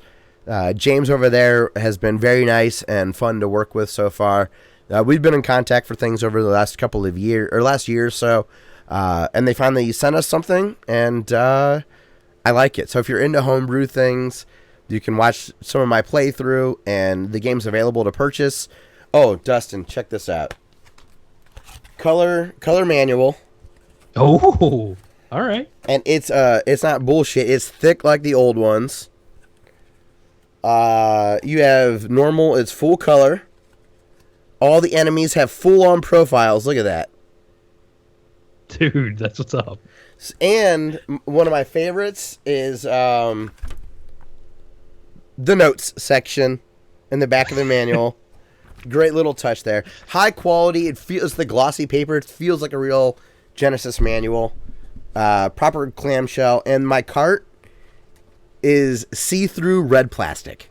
Oh, awesome. It's like these guys, it's a passion project, and they did very good. It was a successful Kickstarter, and they're just trying to get the word out. And I played the game, and I liked it. So it's really fun. Dude. Legend, what's going on, dude? It's all right that you're late. We have an archive, and we're not quite done. So yeah, thanks for joining, dude. Coffee Crisis. Just Google Coffee Crisis Genesis. You'll find their Kickstarter video. You'll find Mega Cat Studios homepage where you can buy it directly from them. And 3 days after I gave James our address, this was at the door. So I would imagine from a retail perspective, the shipping's also quick. Yeah. Pyre, I keep playing Pyre, and it is now getting difficult. Oh, okay. Pyre's getting to the point now where I'm failing and have to approach with different characters. So I have to see what the enemy strengths are, fail, and then go pick my crew that I think will be good against the particular enemies that I'm at. Pyre's really fun. I am a fanboy of Supergiant games. Though my big complaint though is, so the game is just fun to play. It's hard, it's challenging, it's a strategy based game, and it's satisfying when you win. But there is a lot of text that you can skip through, and you can get right to the end. But I love the writing and the characters, so I don't want to skip it. But it's so long that I wish it was a more condensed narrative, or I wish that there was some voice acting. Yeah. Transistor and Bastion has some of the neatest voice acting in a video game of all time.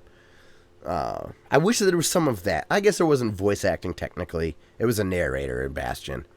But I wish the story was told in that way a little bit more. Because that game's great. Everyone watching, please put it on your wish list.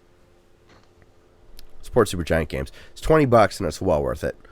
Also, I'm nearly done with Sonic Mania. So we're close there. I played some Mario Golf on the Nintendo 64. Okay. My brother was in town again this last weekend, and we had a good old night of games and listening to music. That was a lot of fun. And awesome. I whooped his ass in Mario Kart 64, or Mario Golf 64. Awesome.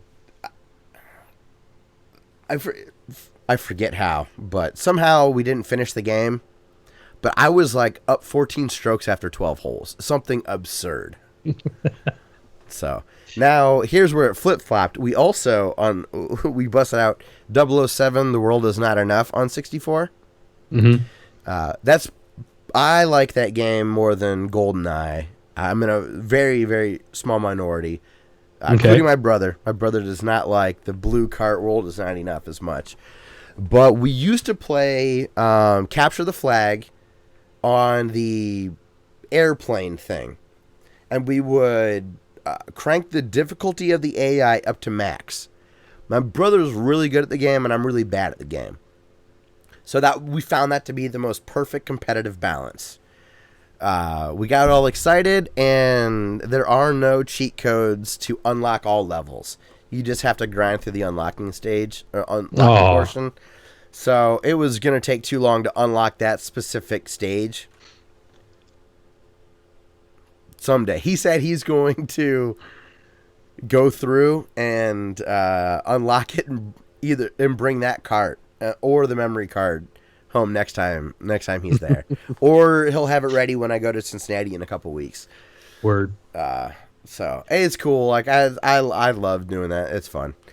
Also, and finally, I also busted out some Super Hot with my brother. Super hot. He hates super hot. He hates that.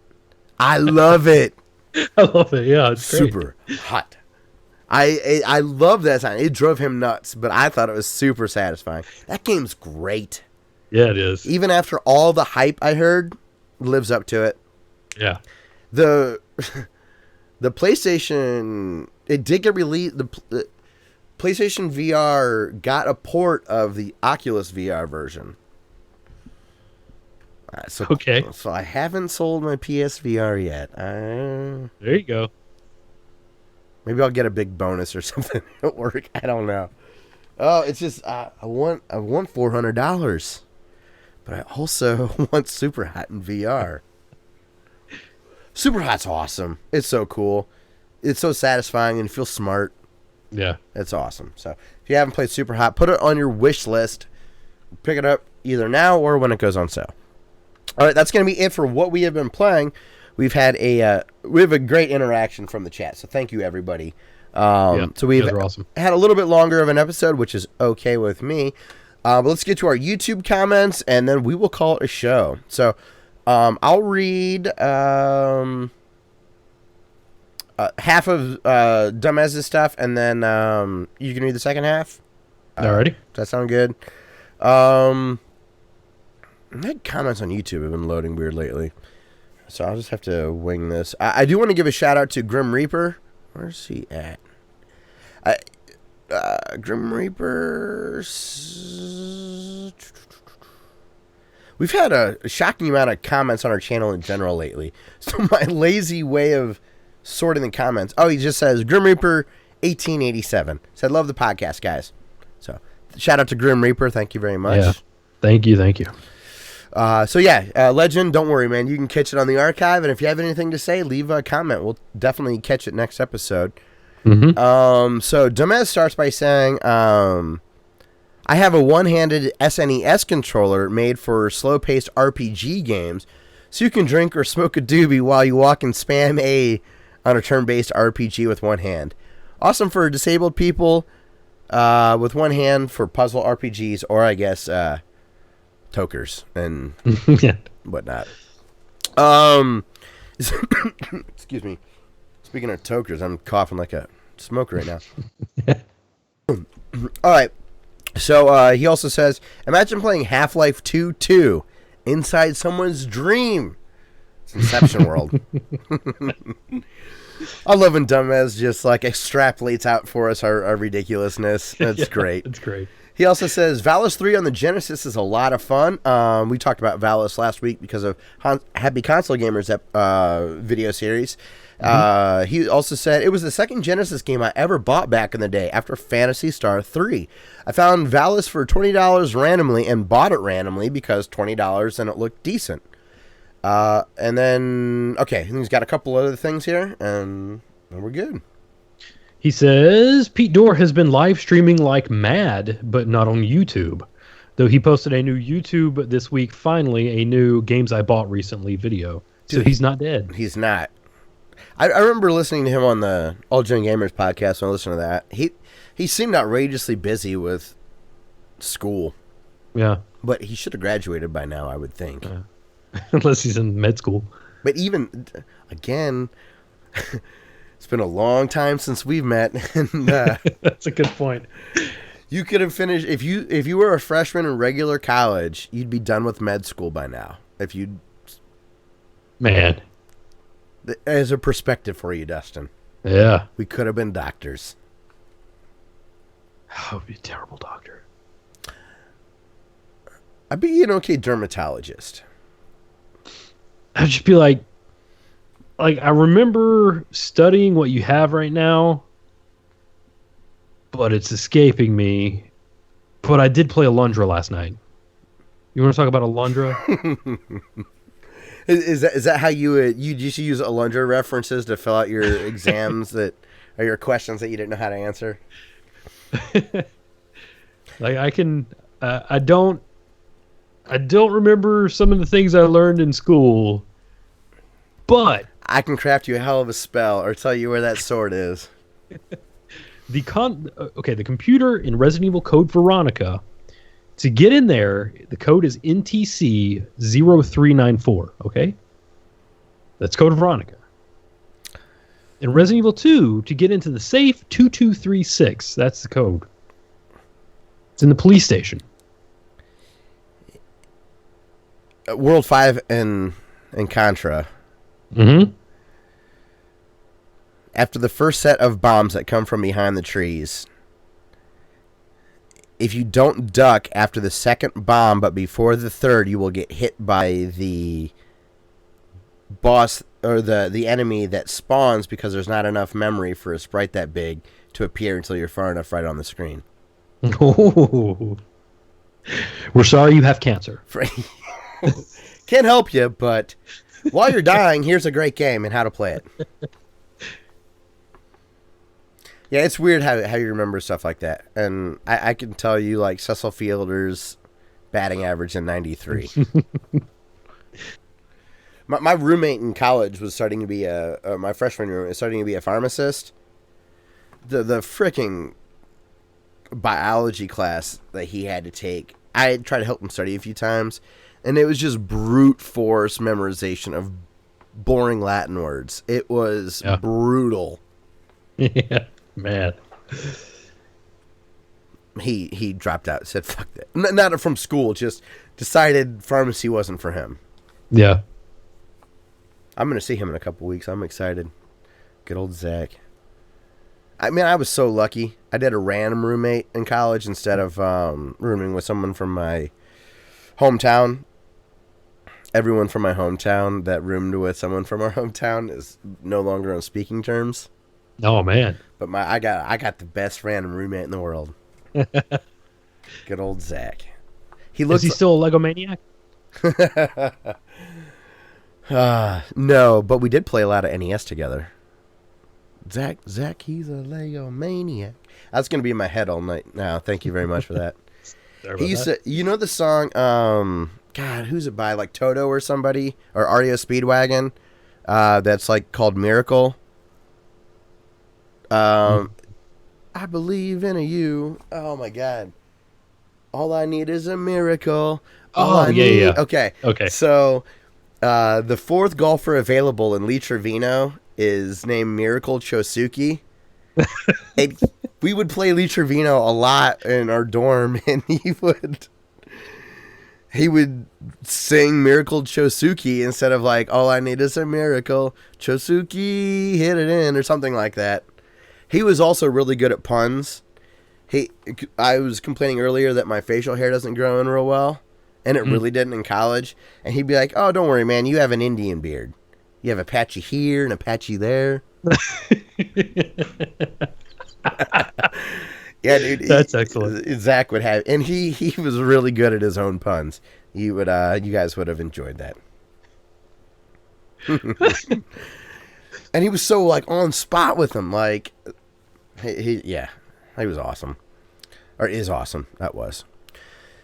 Okay, back to Domez. It says, I know a kid, that one.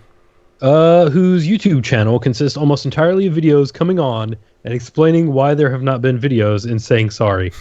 That was after me like talking about that retro dude that had a 3-year gap and acted like nothing was different. Yeah. I'd rather have that. Yeah. I do hear a lot of apology. It always comes in when there's a subject I want to talk about and there's a 3-minute boring ass update. Like, look, I don't care about your vlog. You said you were a video game walkthrough, and here you are describing school or something. Okay, and then you just got one other, I think. I'm not seeing them. I see Grim Reaper and then your response. You are right. I was looking at another video. He just said, I backed Sydney Hunter and the Caverns of Death and Justin Beaver. They're both new SNES games with the boxing manual. He's a big fan of homebrews. Cool. I was also when I was streaming Coffee Crisis, someone asked if I had pre-ordered Paprium from Watermelon. Oh yeah. I found somebody in Seattle that is just nerdy like we are about this stuff, and especially me in particular. Sweet. He just got an OSSC, so we have a whole big comment thread of a conversation about settings and issues we've had in cards and stuff. And I saw that. He joined me watching Coffee Crisis when I was streaming that, and the dude knew all the little nuances of Watermelon like we did. Brother from another mother there. Like, dude, sweet. It was cool. I said at some point, I'm like, I think we have a lot in common. We'd probably be friends. He's like, I think so. Which is cool. Yeah. He'd be like, oh, the firmware just updated and now I can do this setting and it works. And he's right, it worked. And I was very excited that he let me know the new firmware is available. This is silly, but I love it. Yeah. So, all right, well, that's going to be it for the show this week. Dustin, anything else that you wanted to add before we wrap things up? I got one more eBay thing to talk about. Ooh, all right. I picked up Killer Cuts. Dude. The Killer Instinct soundtrack that came with a Super Nintendo game. That's still revered as a really, like, must-have soundtrack. Didn't you post something?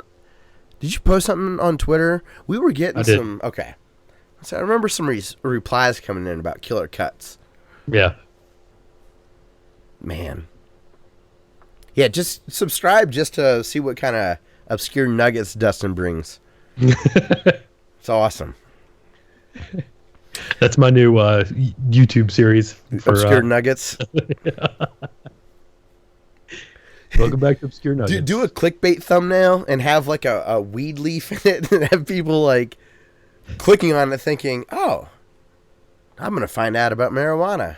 Little do they know it's just clickbait. We're bringing in for the retro games. All right, guys. Now on Obscure Nuggets, my PlayStation pin holder.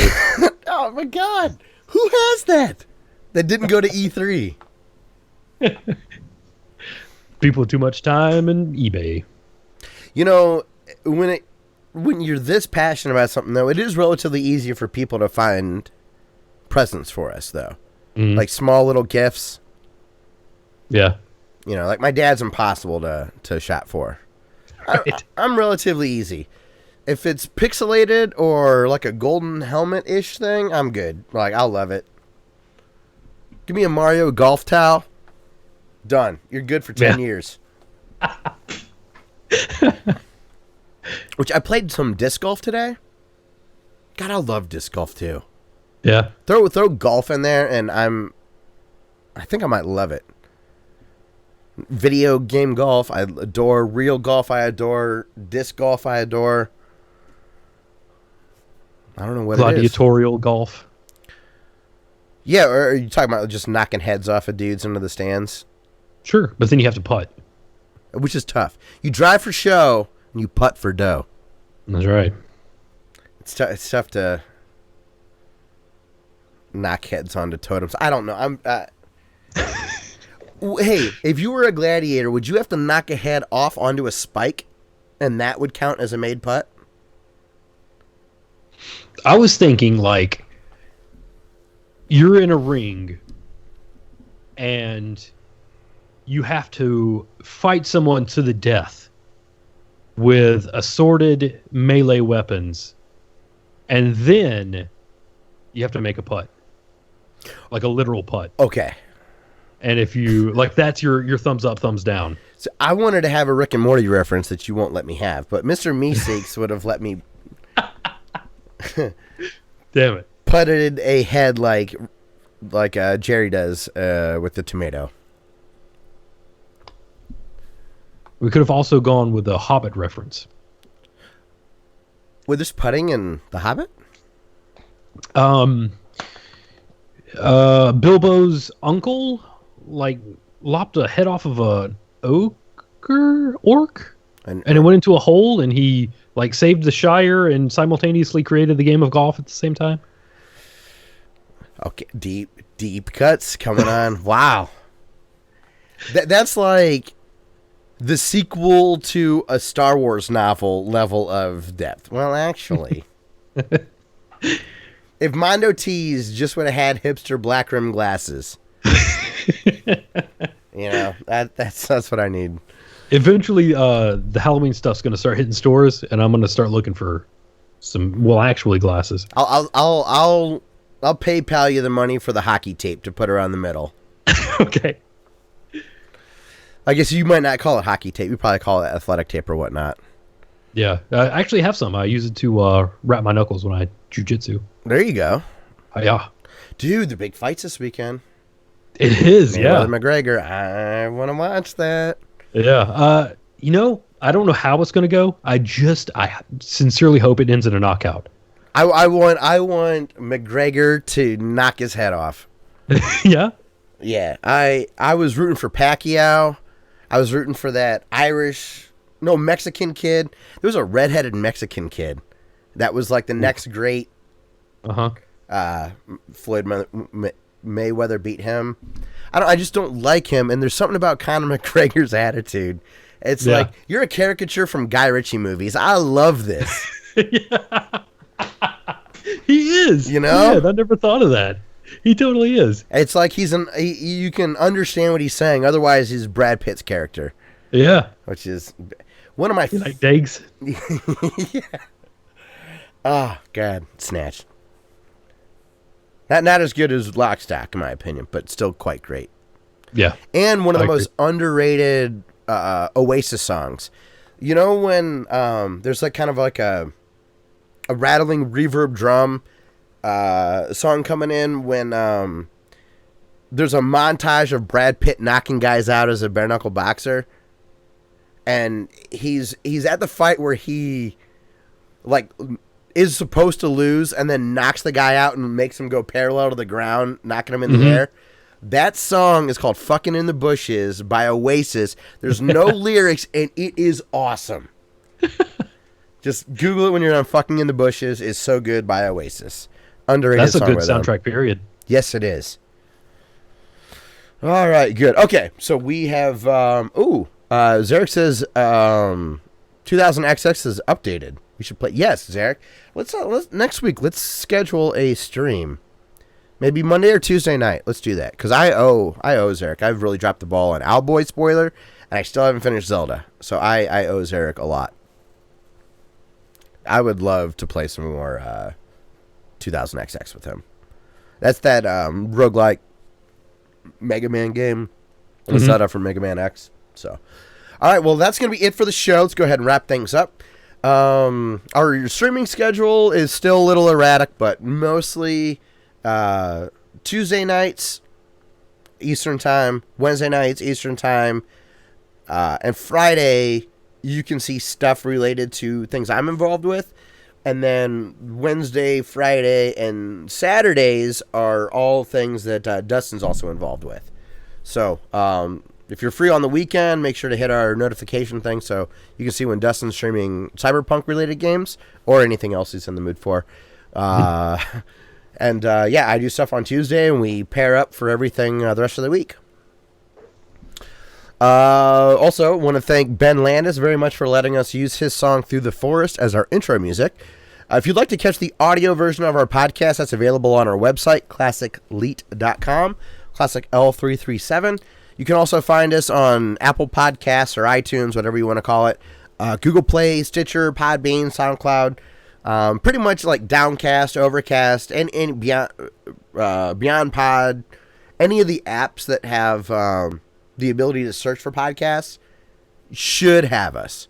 One of the things about being around for so long is most services have aggregated us, which is nice. From a social media perspective, we are very active on Twitter, Instagram, Facebook, and of course YouTube. Those are the main places to find us. If you enjoy our outro music, make sure to follow us on SoundCloud. I reshare a lot of the music that I find. Most of it is featured on the podcast at the end. Again, I want to make a quick mention of our Amazon affiliate links. If you click on those and then buy something from Amazon, we'll get a small commission. Or you can be like the awesome dude Crude and tip us while we are live with Super Chat. And that's the best way to financially support the show. But if you give us a like on YouTube or share wherever you want, that also helps tremendously as well. Our overhead's very small. Again, we need about $200 a year to do everything. Yeah. So not much, and we get by on just that. And this is always going to be a hobby for us. So do what you can, and if you don't have to feel guilty if you can't support us. Outro music this week, of course, Chiptunes Equals Win Volume 6 came out, like I had mentioned last week. This week I'm playing a song by Dread. I just love how this is spelled.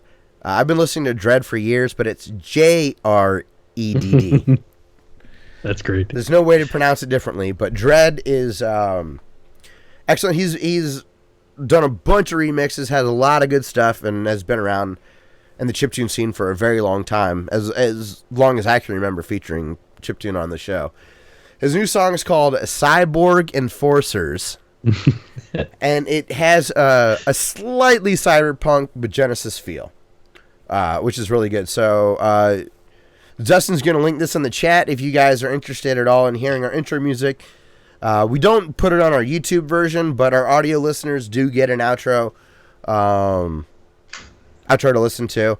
And also our audio version is a little more polished.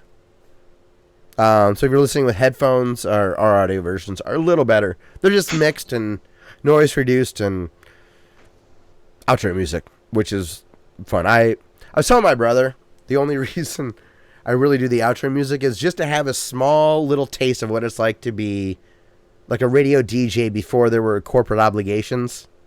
Yeah. It's like the fantasy of just a little bit of that. So make sure to check out the song. I really like it a lot. And that's going to be it for the show. So Jay, Ava, Angela, Zarek, of course, Ken, good to see you guys. And also, Legend, he was able to come by a bit later. Crude, huge shout out. So thank you everybody for checking us out this week.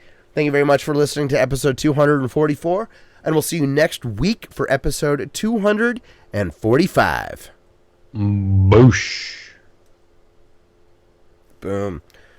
All right. Well, I got to shut down the stream because it saves me on editing stuff. So, again, thank you to everybody that stopped out tonight. It really is awesome to have you guys. It adds a lot to the show. Yeah, you guys are awesome. We went 2.5 hours, and it felt like a short show. Yeah. So, seriously, thank you guys, and hopefully we'll see you next week. And Zarek, let's get together on Twitter and figure out a time next week to play some 2000XX. So, shutting down the stream. You guys have a good night. We'll see you later.